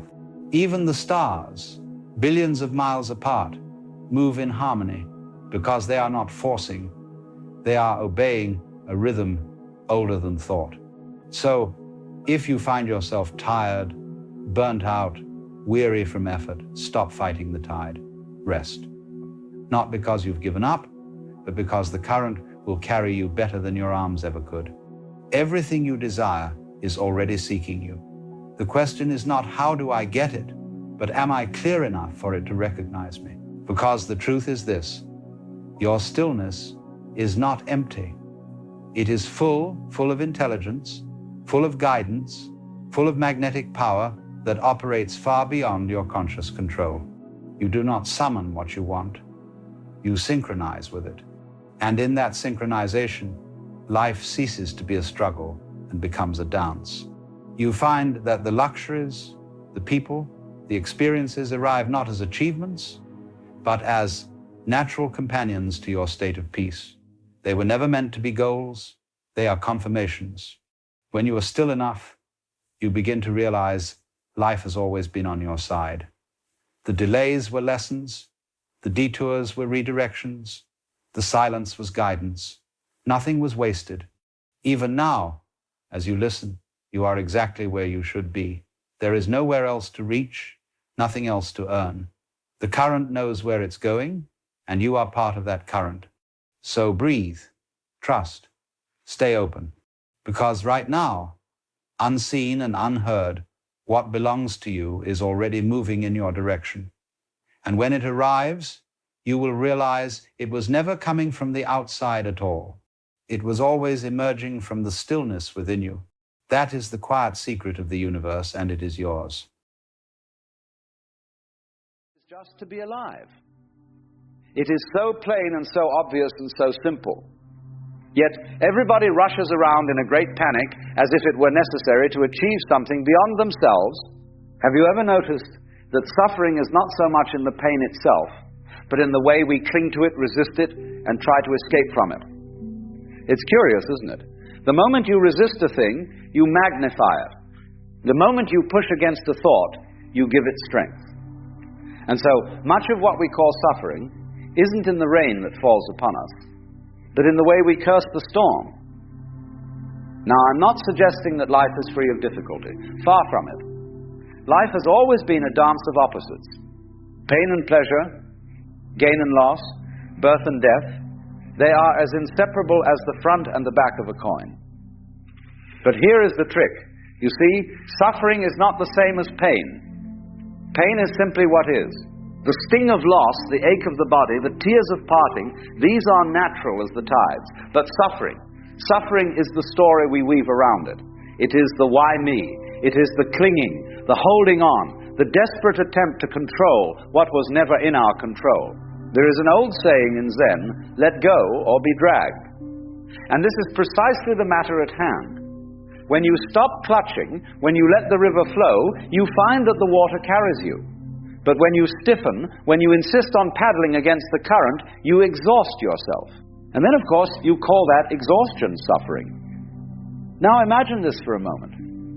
Suppose you are sitting in a concert hall, listening to the most marvelous symphony. The violins rise, the horns call, the drums thunder, and then there are those soft silences between notes. If you tried to cling to one particular note, one particular moment, you would miss the music entirely. And yet that is what so many of us do with life. We clutch to the past, we resist the present, and we demand that the future turn out just so. And in this struggle, we suffer. Muddy water is best cleared by leaving it alone. Isn't that delightful? You stir up the pond, and then you panic, wondering why you cannot see. But if you would only stop meddling, if you would let the water settle on its own, it becomes clear again. This is the essence of ending suffering. To stop trying to force clarity, to stop grasping for control, to let life be. And yet, here comes the paradox. The very moment you try to let go, you will find yourself grasping at letting go. You will say, I must stop suffering, I must drop it, I must let it go. And suddenly, suffering is right back in the room, laughing at you. So, what do? You don't do. You notice, you watch. You become aware of this game you are playing. And in that very awareness, a kind of miracle happens. The grasping begins to loosen on its own. This is why I often say, man suffers only because he takes seriously what the gods made for fun. Life is a game, a play, a cosmic hide and seek. You are it, pretending not to be it. You are the universe playing at being a person. And the moment you recognize that this whole drama isn't meant to be taken with such deadly seriousness, you begin to laugh at your suffering. And what happens when you laugh? You loosen, you breathe, you live. Think of a child. A child falls, scrapes its knee, and within moments they are up again, laughing, running. The pain is there, yes, but it has not yet solidified into suffering. Why? Because the child has not learned to weave long stories about it. They haven't yet learned to cling. But we as adults become very good at storytelling. We carry our wounds like treasures, retelling them, protecting them, building identities around them. And in this endless narration, we suffer far more than the original wound ever required.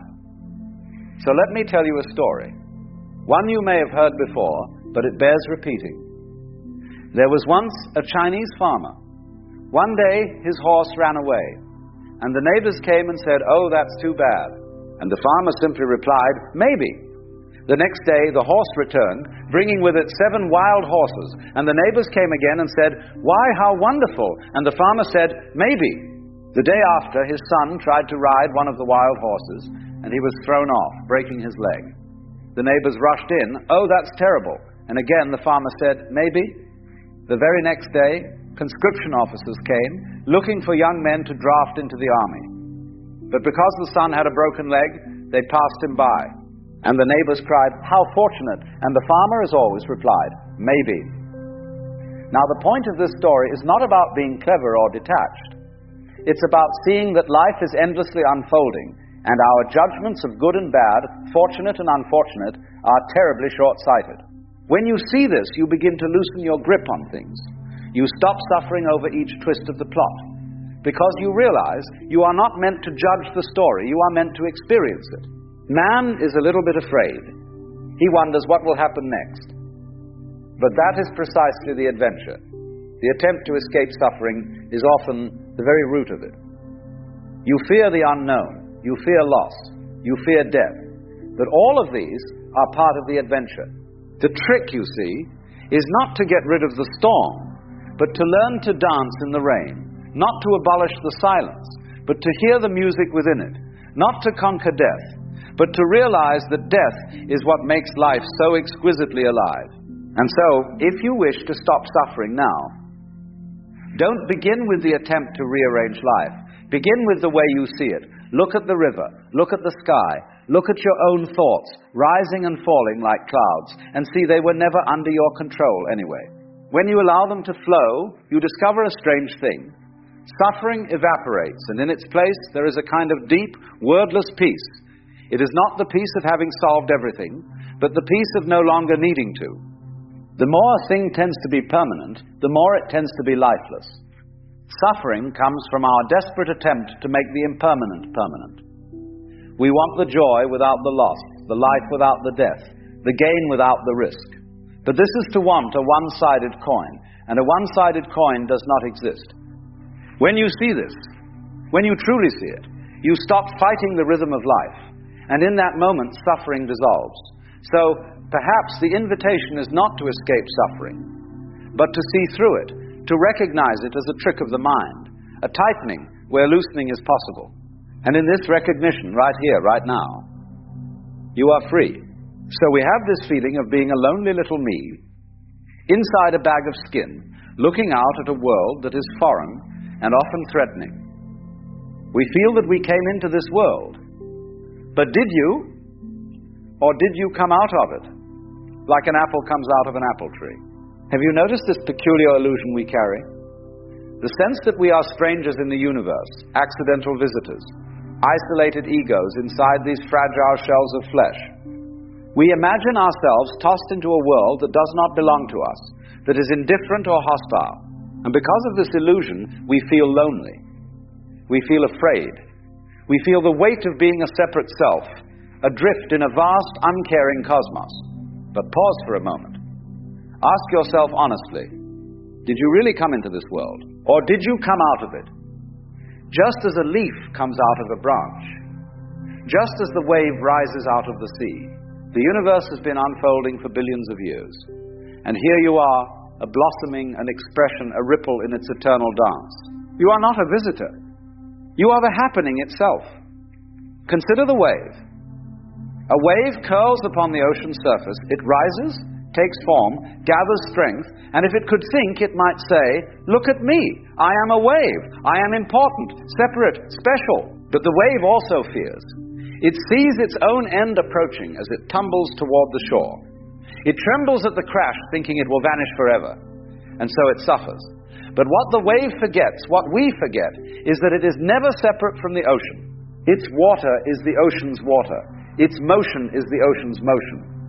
The crash upon the shore is not the end of the wave, but a transformation. It returns to the sea, just as it always was the sea. You are that wave. You may call yourself by a name, John or Jane, but your true identity is oceanic. You are the universe itself, playing at being a temporary ripple. And when you see this, fear dissolves. Loneliness fades, because you realize you cannot fall out of the ocean. You cannot be lost. You are the ocean, forever folding into new forms. Now let's deepen this. The universe is not merely ocean, but a great play of opposites. Light and dark, sound and silence, life and death. We live in a system of polarity. The crest of the wave cannot exist without the trough. The heartbeat itself, systole and diastole, contraction and expansion. If the heart stopped alternating, you would not be alive. Yet what do? We try to cling to one side and reject the other. We worship the light but curse the darkness. We chase pleasure but resist pain. We want to live but we fear death. And here is the trick. You cannot have one without the other.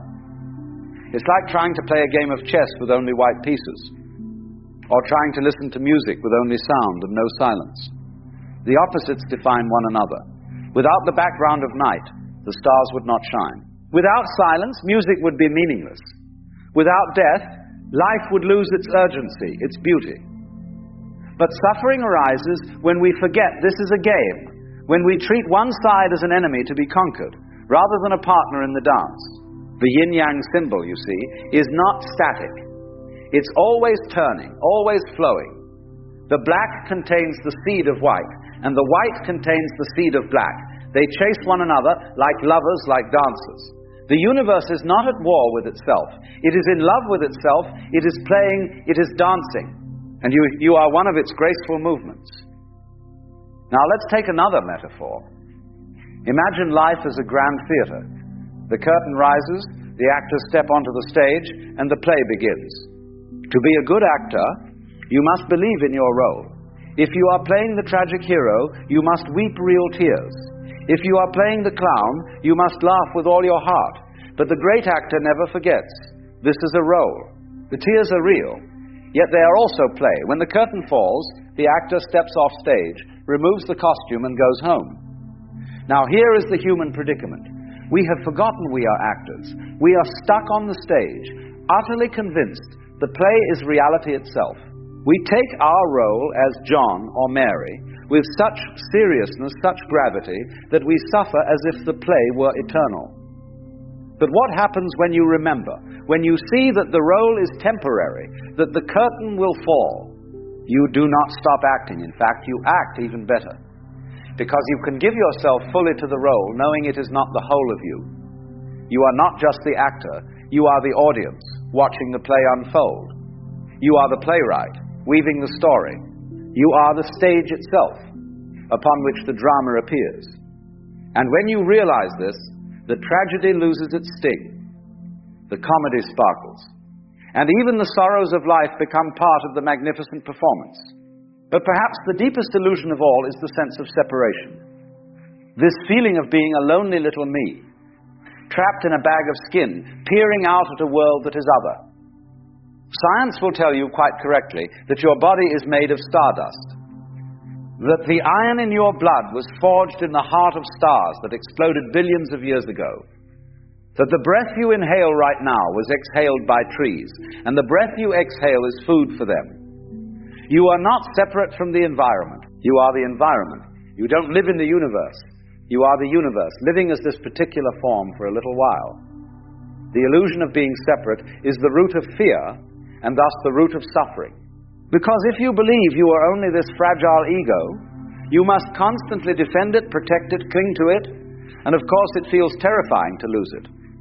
But when you see through the illusion, when you realize you are the ocean, the wave, the actor, the stage, the whole cosmic drama, then death itself loses its teeth. Because how can the universe lose itself?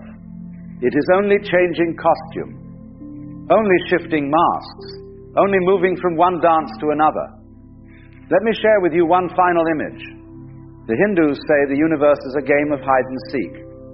God, or Brahman, hides from himself by becoming us, by becoming the world of forms, by pretending to be you and forgetting. Why? Because there is no fun in playing a game where you already know the ending. So the self hides from itself, takes on the disguise of you, and pretends to be lost. And the whole adventure of life is the thrill of seeking. But sooner or later, the game reaches its turning point. The mask slips, the curtain is lifted, and you remember, it was me all along. I was the seeker and the sought, the hider and the finder, the player and the game. And then you laugh, because you realize suffering was never more than forgetting the playful nature of it all. You are the aperture through which the universe is looking at itself and exploring itself. And when you know this, not as an idea, but as a lived reality, life transforms. The fear of death loosens. The grip of loneliness fades. The seriousness of suffering dissolves. Because you remember, you are not merely in the cosmos. You are the cosmos. And this whole drama, with its joys and sorrows, is your play. So how does one stop suffering now? The ego's first instinct is to find a method, a technique, a new thing to do. To try even harder to control the game. But that is like a person trapped in quicksand, struggling. It only sinks them deeper. The way is not to grasp, but to let go. We human beings are funny creatures. When faced with the challenge of suffering, our first thought is always, what should I do? We want a prescription, a technique, a map. We want some clever method that will finally fix it all. But do you see the trick here? The very one who is suffering, the grasping, anxious self, is the one trying to end suffering. It's like a dog chasing its own tail, or like a man in quicksand who thrashes and flails, only to sink deeper with every effort. The harder you try to be free, the more tightly you bind yourself. because the very act of trying is rooted in resistance, and resistance is the seed of suffering. This is why control never quite works. You say to yourself, I must let go, I must relax, I must trust, and already you are clutching at relaxation, grasping at trust, forcing yourself to let go. It's absurd, isn't it? And yet, this is the human predicament. We try to control the uncontrollable. We try to clutch the river with our hands. And then we wonder why we come up empty.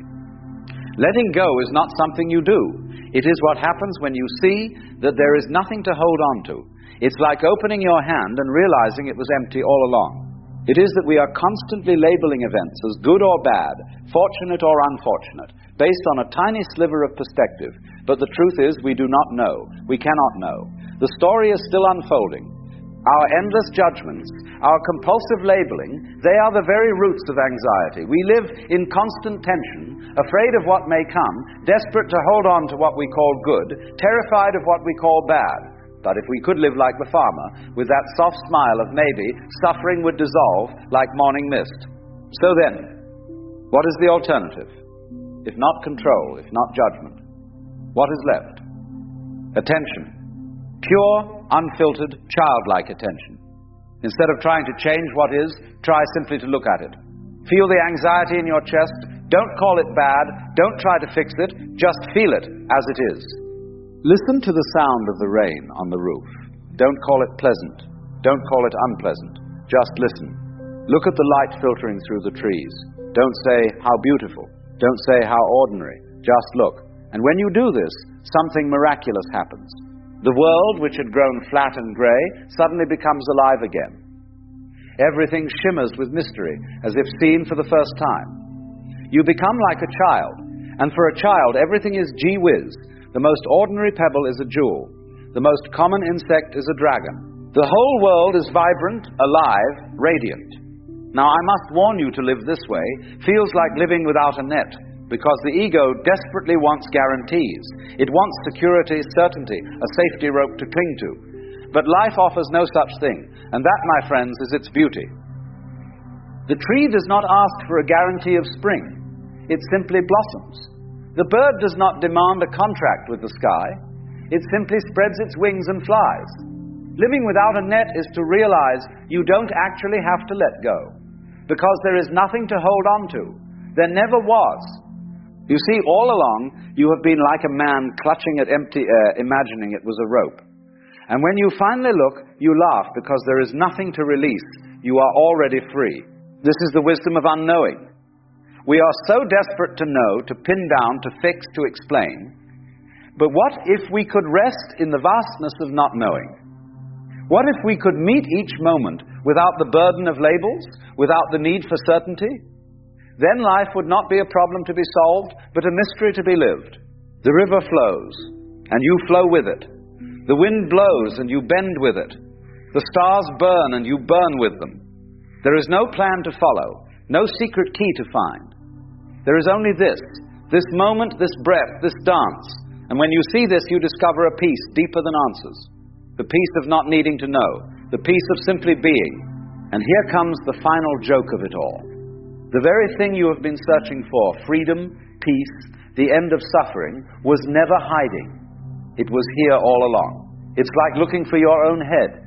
You can twist and turn, peer into every mirror, ask every teacher, but you will never see it directly, because it is what you are looking from. In the same way, you are the very freedom you seek. You are the very peace you long for. You are it. Always, already here. And the moment you stop searching, the moment you stop clutching, you see it like a joke that was waiting all along. And then perhaps you laugh. The real you is not a puppet which life pushes around. The real deep down you is the whole universe. And when you realize this, that there is no rope to grasp, no net to fall into, no separate self to protect, you stop struggling, you stop suffering, and you live. Not tomorrow, not when you figured it all out, but now, always now. So here we are, my friends, at the final turn of this little journey together. We began with a knot, the knot of suffering, the sense that you are a lonely little creature, cast adrift in a vast and hostile universe. And perhaps along the way you've noticed that knot beginning to loosen. Not by force, not by pulling at it, but simply by seeing it for what it is, an illusion. You see, all along, the suffering was not in life itself, but in the way we held on to it. The way we tried to freeze the dance into a still photograph. The way we insisted on being the permanent guest in an impermanent party. And life, of course, refuses. Life moves, it dances, it breathes, and so our suffering was the friction between our demand for solidity and the universe's endless fluidity. Now, let us tie the threads together.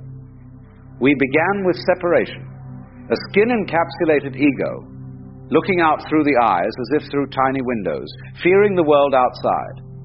We discovered that this little self, this lonely I, is no more than a mask, a role in a play. And behind the mask, why behind the mask is the entire theater, the stage, the lights, the script, the orchestra, the audience. All of it is you playing hide and seek with itself. And what a marvelous trick it is to hide from yourself so thoroughly that you can forget your true nature, only to rediscover it with a rush of laughter and tears. For what is enlightenment but a cosmic game of peekaboo? You hid, and now you see. And so, let me remind you of something very important. Life is not a journey with some grand prize at the end. It is a symphony. You don't play the symphony to get to the end of it.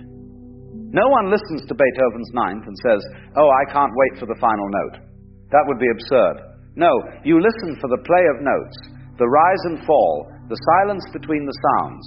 Life is precisely like that. It is a song. And you are invited to sing along, not to rush to the final chord. The meaning, you see, is not waiting at the finish line. The meaning is now, in the laughing child, in the sound of rain against the window, in the pulse of your own breath. The tragedy of human suffering is that we forget the music and try to turn it into a race. We strain to arrive, all the while missing the very thing we came for, the dancing of the notes.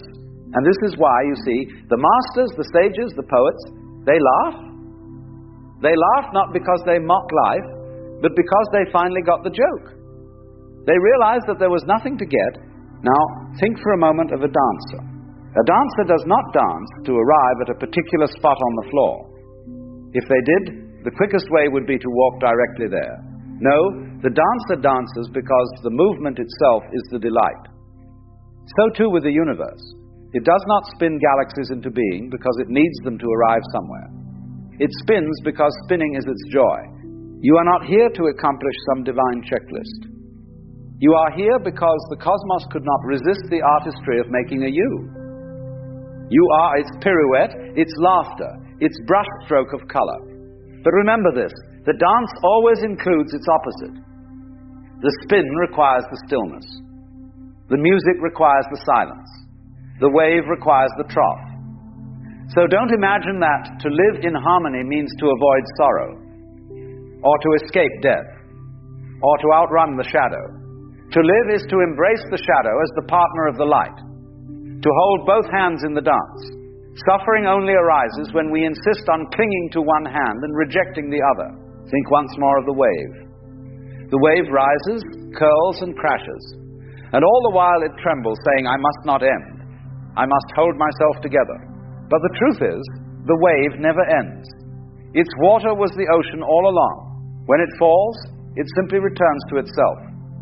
And you, dear listener, are precisely the same. You are not something apart from this grand ocean of being. You are the ocean waving. And when you fall, you do not end, you return. So breathe. And in that breath, realize it is not you breathing. It is the cosmos breathing through you. And so, perhaps you wonder, what am I to do now? And the marvelous answer is, nothing in particular. Or rather, everything. There is no prescribed action, no secret key, no final step. The great relief of awakening is that life no longer needs to be conquered. You don't need to force it into meaning. It is meaning already.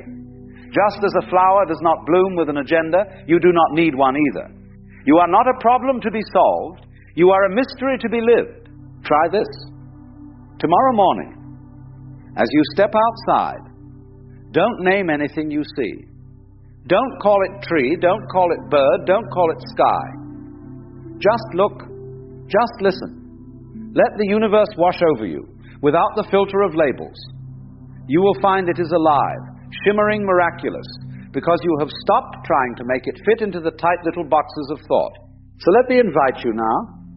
The next time anxiety rises, see if you can notice it not as an enemy, but as a ripple in the dance.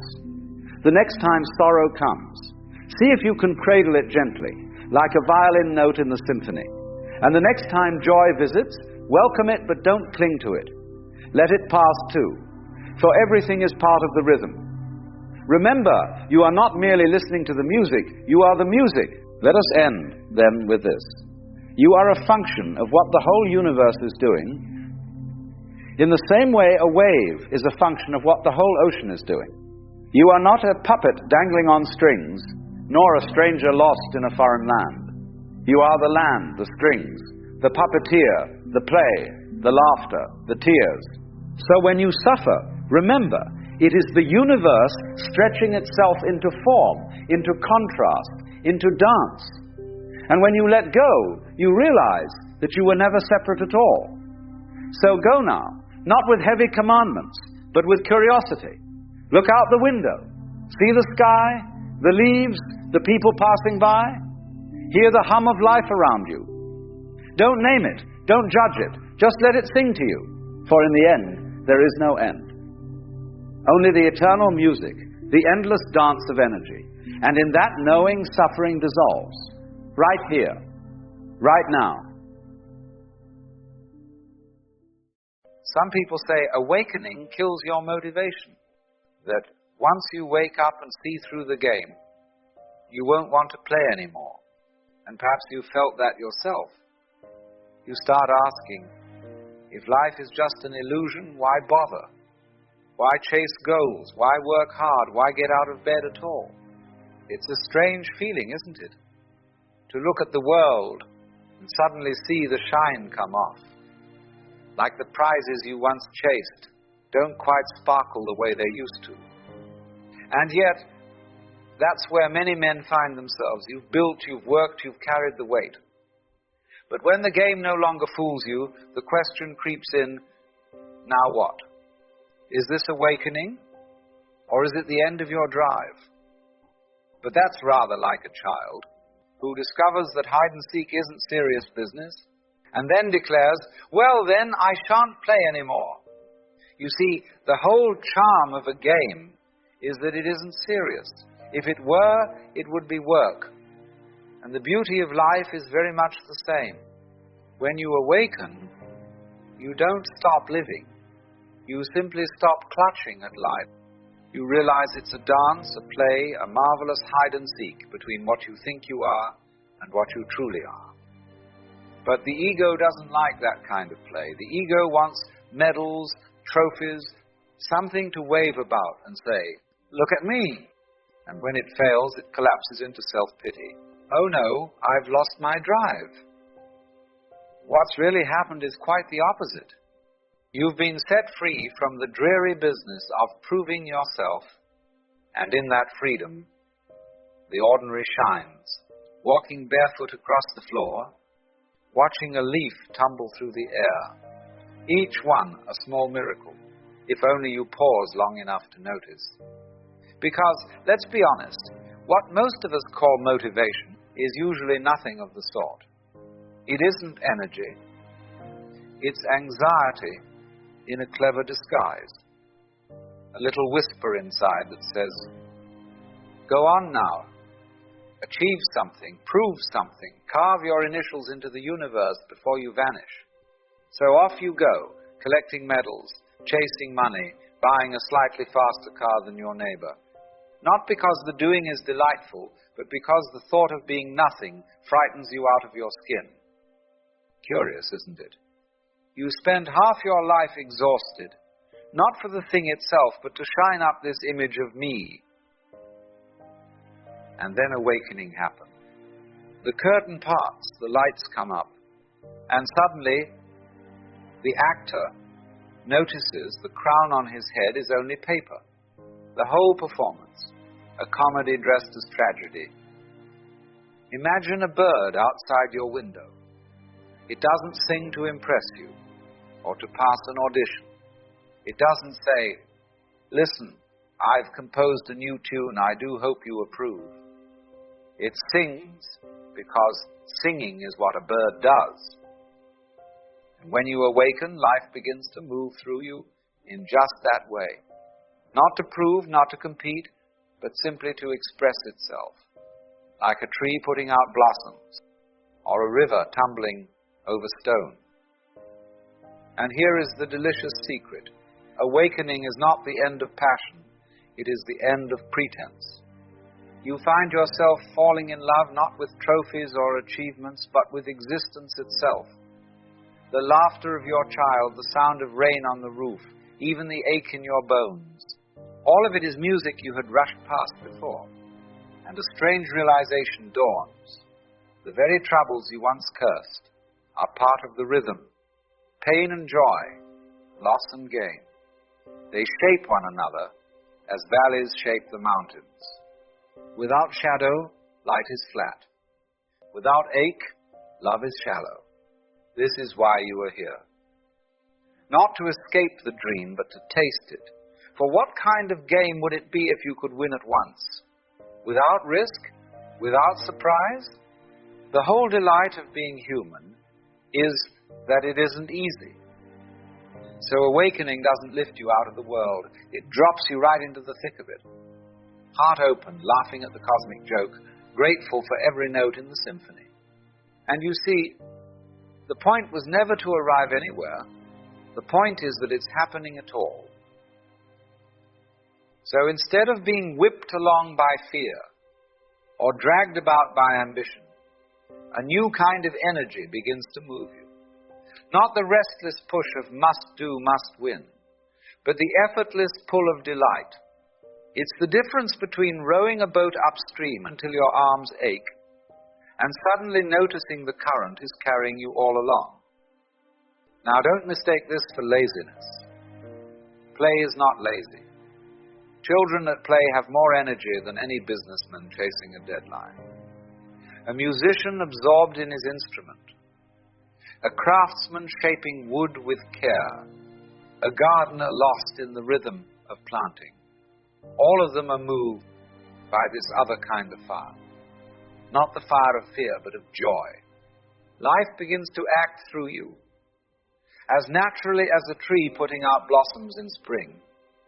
And you find you are no longer the manager, the pusher, the taskmaster. You are the expression. The river doesn't need motivation to flow. The sun doesn't get up in the morning saying, I'd better shine or else. And when you're awake, you discover you are not separate from that river, not apart from that sun. You are the same unfolding energy. And so your doing becomes like dancing. The steps are there, the rhythm is there, but it isn't forced. It's play. It's music. It's effortless. That is the energy of awakening. Not driven by the whip of should, but moved by the joy of being. And here's the marvelous joke of it all. When you stop grasping at meaning, life hands it to you everywhere. The ego thinks, if I can't be the hero, the conqueror, then what's left? But awakening flips the whole thing on its head. You begin to see that life was never asking you to conquer it, it was inviting you to join it. You discover a kind of freedom that was hiding in plain sight.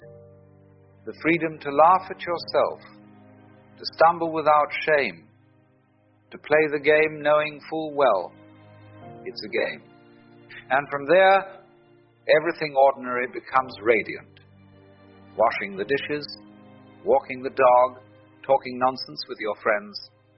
None of it is wasted, because none of it needs to be anything other than what it is. The meaning you were chasing all those years wasn't somewhere else. It was in the very act of living, unpolished, unpretentious, and already complete. Awakening doesn't take away your passion. It takes away the counterfeit fuel, fear, comparison, that restless itch. to measure yourself against everyone else. When you stop treating life as a ledger to balance, life becomes lavish. You begin to notice beauty was never hiding from you. You were simply too busy chasing something else to see it. You see, the beauty of awakening isn't in having life all figured out. It's in discovering that life, just as it is, has always been unspeakably beautiful. Awakening is beautiful because it hands you back your own life. Before, you were living under a spell, pulled along by comparisons, fears, and the endless race to be enough. Awakening cracks that spell, and suddenly you can breathe. You discover that you were never missing anything, that nothing out there had the power to complete you, because what you were seeking was already in you all along. That recognition is not just relief, it's freedom. It's beautiful because it restores wonder. A child doesn't need a reason to chase fireflies. They do it because life itself is astonishing. Awakening returns you to that innocence, but with the depth of everything you've lived through. It's not naive joy, it's seasoned joy. The kind that knows pain and yet chooses to marvel anyway. It's beautiful because it softens you. Instead of clinging to control, you begin to trust. You see that even your struggles were part of the story that shaped you. And when you understand that, bitterness gives way to gratitude. What once felt like punishment reveals itself as preparation. What once looked like chaos begins to show its pattern. And above all, awakening reconnects you with the sacredness of existence itself. To be awake is to realize that life was never a problem to solve, but a mystery to behold. Every breath, every touch, every fleeting moment is a gift you don't own but are allowed to experience. Awakening doesn't make you abandon life, it makes you fall in love with it. Not because it's perfect, but because it's here, and you are here to witness it. That recognition is the gift. And the great joke is this: you don't need a reason to love it. You don't need to win at it. Being awake is simply falling in love with life over and over again for no reason at all. Like watching a bird cross the sky and suddenly feeling a gratitude so deep you can't explain it. Gratitude that the bird exists and that you exist to see it. So, awakening doesn't take you out of the world, it drops you right into the middle of it. Laughing, weeping, playing, knowing the whole time that the point was never to arrive anywhere. The point is that it's happening at all. So remember this, you are not here to prove you're alive. You are here to be alive. And once you see that, even the ordinary becomes extraordinary. To live awake is to let life hold you, instead of you holding life. It's to bow, not in resignation, but in reverence. Reverence for the sheer impossibility that you are here, that this world exists, that you get to taste it at all. And when you live that way, gratitude ceases to be something you practice. It becomes the air you breathe. You feel grateful for the good, and also grateful for the mistakes, for every wrong turn that opened a new road. Grateful even for the ones who hurt you, because without them you might never have learned to bend, to soften, to grow. You feel grateful for the arguments that taught you patience, for the failures that stripped away your pride, for the disappointments that pushed you deeper into yourself. And in the end, you feel grateful for everything, for the sky and the sea, for bread on the table and laughter in the street, grateful for traffic jams, for rain-soaked shoes, for the sheer fact that anything at all is possible, because awakening shows you this marvelous truth. Nothing is wasted. Not the joy, not the sorrow, not even the foolishness. It all belongs, and it is all part of the miracle that you are here to live it. You know, There's something deeply ironic about all this talk of living in the present moment. We're told constantly that the present is where peace lives, that now is all we have, that if we could just be here, fully here, all our suffering would dissolve. And yet, if you're honest with yourself, sometimes the present moment is the last place you want to be. Sometimes now is unbearable. Sometimes the present hurts so much that escape feels not like avoidance, but like survival. We've created this strange mythology around presence, haven't we? The idea that enlightened people, awakened people, conscious people, they simply rest in the now and everything is beautiful. They've transcended suffering by being present to what is. But what happens when what is painful? What happens when the present moment contains grief, or loneliness, or physical pain, or the sharp edge of anxiety that makes your chest tight and your breath shallow? Are you supposed to just be present with that, just accept it, just sit there in the fire and call it peace? Here's what nobody tells you about the present moment. It's not always pleasant. In fact, sometimes it's absolutely terrible. And all the spiritual teachings that tell you to be here now, they often skip over this inconvenient truth. They make it sound like presence is the solution to suffering, when sometimes presence is precisely what makes you aware of just how much you're suffering. When you're distracted, when you're lost in thought, when you're anywhere but here, you can avoid feeling what you're actually feeling. But when you come into the present moment, when you really land here, you have to feel everything, and sometimes everything hurts. Think about the times you most want to escape the present. When you're in physical pain, your mind automatically goes somewhere else. You think about when the pain will end. You remember times when you didn't hurt. You imagine a future where you're comfortable again. This is not weakness.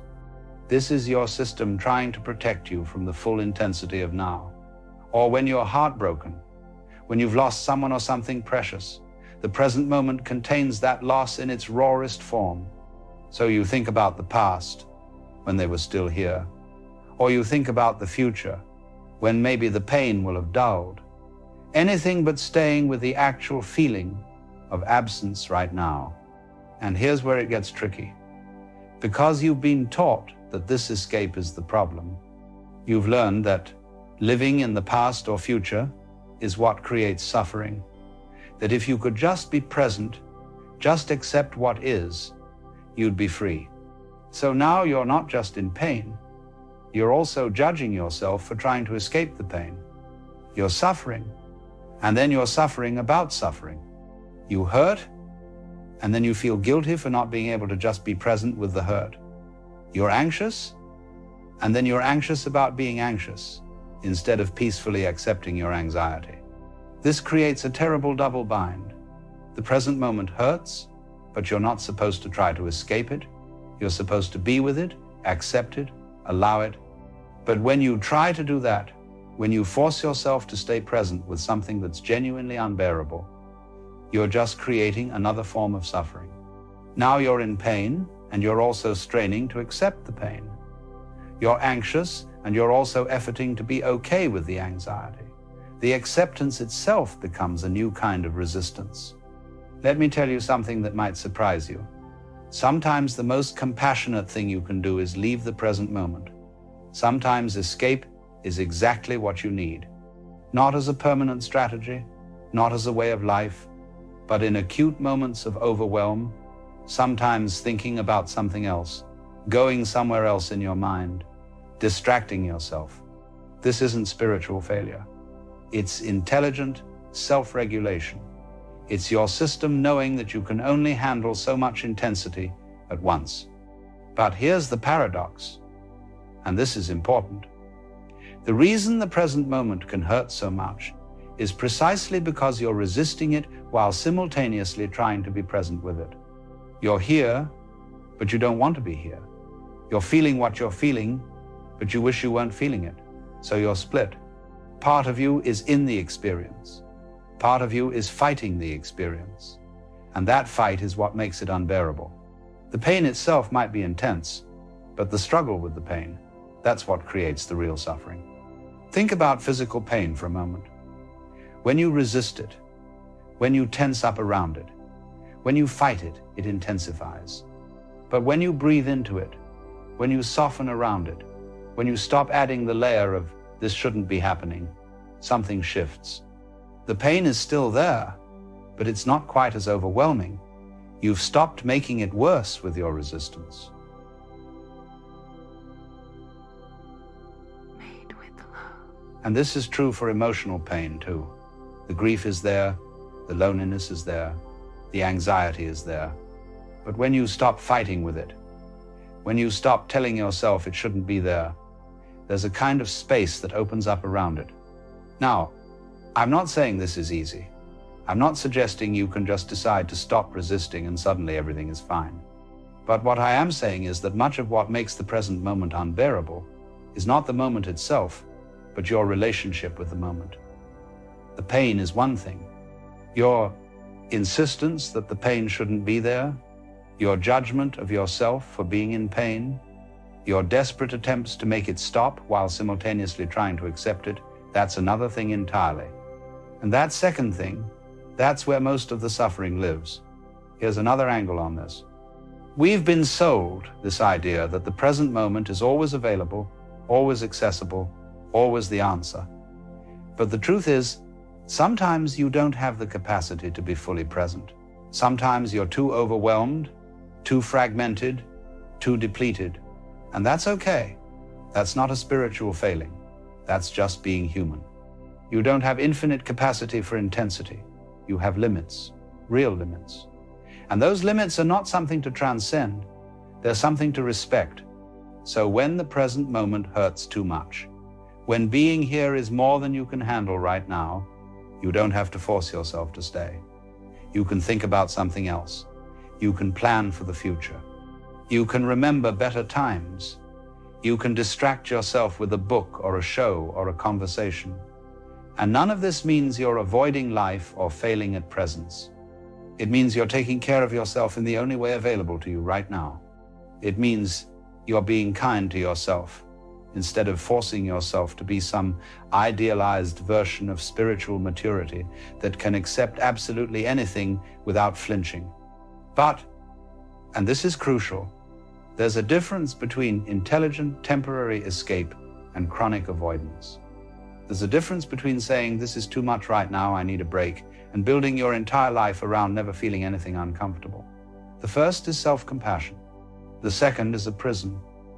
Because here's the thing about always escaping the present moment. Eventually, you're not living your life anymore. You're living in your head, in your plans, in your memories, in your distractions. And life, actual life, is happening now. Not in some peaceful moment in the future when everything will be easier. Not in some remembered moment when things were better. Now, this, even when it hurts. So what do you do when the present moment hurts?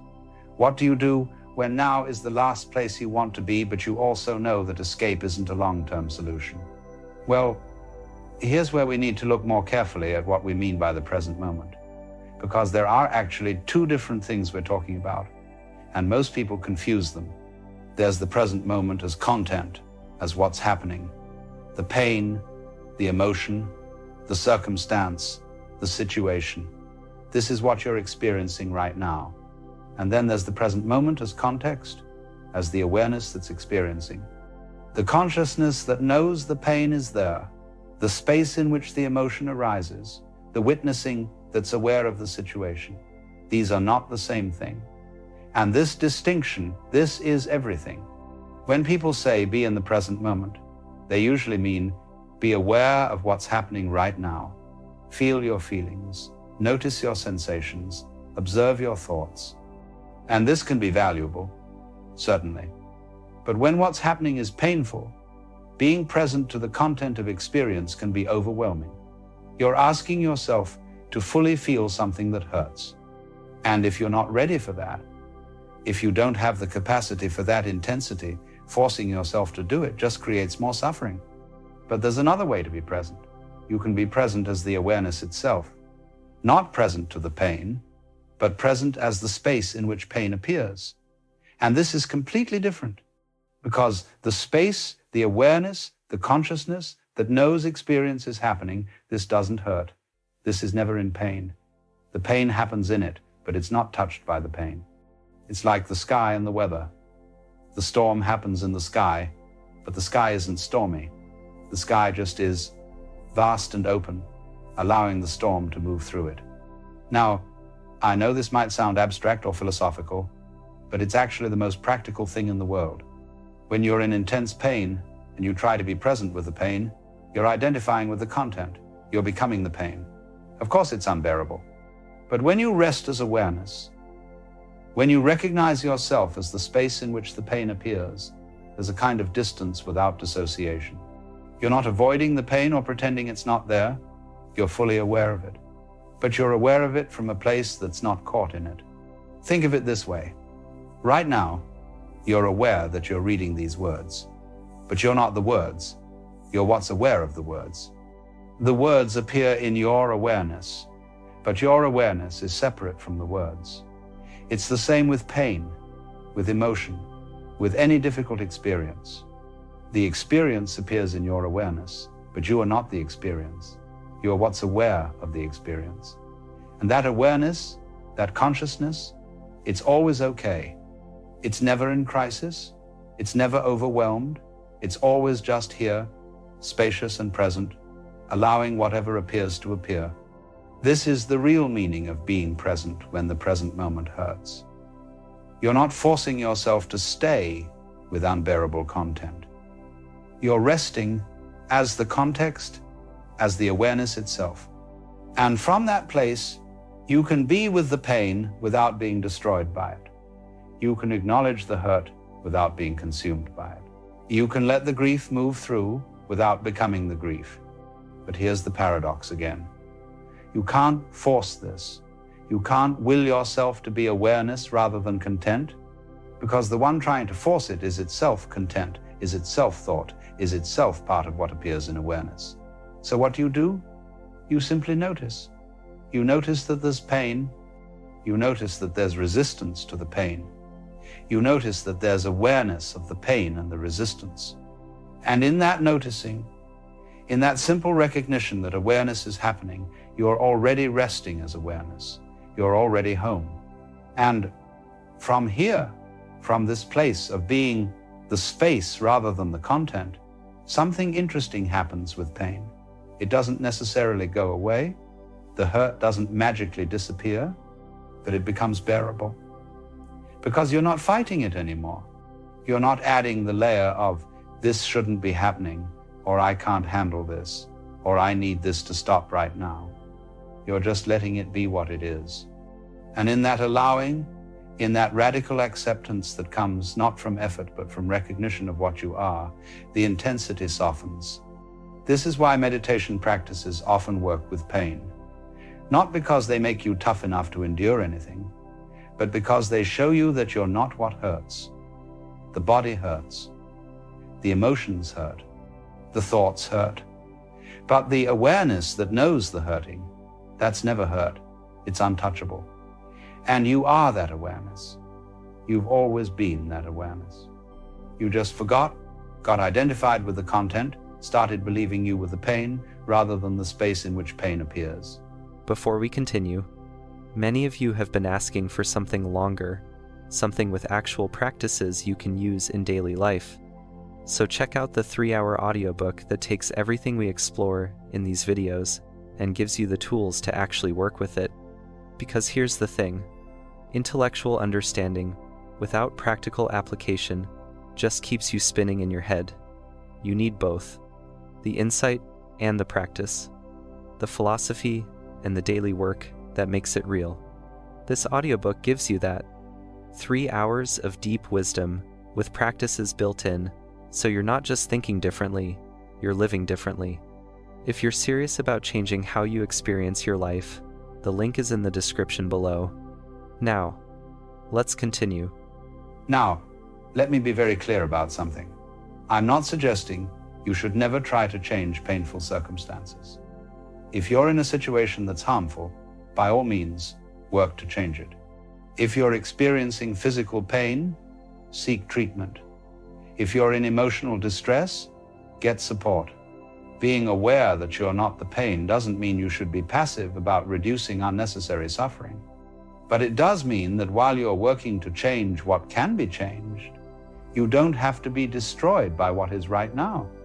And here's another crucial point. Sometimes the present moment hurts because you're holding on to something that needs to be released. A relationship that's ended but you're still clinging to. A version of yourself that no longer fits but you're trying to maintain. A dream that's died but you won't let it go. The present moment contains the reality of loss, of change, of things being different than you wanted them to be. And that hurts. But the hurt is intensified by your grip, by your refusal to let what's gone be gone. When you rest as awareness, when you stop identifying with the one who lost something and recognize yourself as the space in which loss appears, something shifts. You can feel the grief without becoming the grief. You can acknowledge the loss without being defined by the loss. And in that acknowledgement, in that allowing, there's a natural release. Not because you're trying to let go, but because you're no longer holding on. You're just here, aware, present, allowing what is to be what is. This is the deepest teaching about when the present moment hurts. The hurt is real. Don't deny it. Don't spiritually bypass it. Don't pretend it's not there. But you don't have to be reduced to the hurt. You don't have to become the hurt.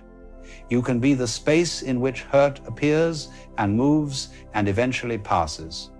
Because everything that appears in awareness eventually passes. Thoughts come and go. Emotions arise and dissolve. Sensations intensify and fade. Everything that has a beginning has an ending. Everything except awareness itself. That remains. That's constant. That's what you are. So when the present moment hurts, you have choices. You can temporarily escape into thought, into distraction, into whatever helps you regulate. And sometimes that's exactly right. You can work to change the circumstances that are causing pain. And sometimes that's possible and necessary. But ultimately, you can also rest as what you are, as awareness itself, as the space that's never in crisis, even when crisis appears in it. And from that place, you can be present with absolutely anything. Not because you're strong enough to endure it, but because you recognize you're not what's being endured. You're what endures. You're what remains. You're what's always here, always now, always home. And the beautiful thing is, from this place of resting as awareness, the present moment stops being your enemy. Even when it contains pain, even when it's difficult, it's no longer something you need to escape from or resist or fix before you can be okay. Because you see that your okayness doesn't depend on the content of the moment. It depends on your recognition of what you are. And what you are is always okay. What you are is always at peace. What you are is always free. Not free from pain, but free in the midst of pain. Free to feel it, free to be with it, free to let it move through without being destroyed by it. This is what it means to be present when the present hurts. Not to force yourself to accept what's unacceptable. Not to pretend pain doesn't hurt, but to recognize that you're the space in which pain appears, and that space is infinite, indestructible, always available, always here. And from that recognition, everything becomes workable.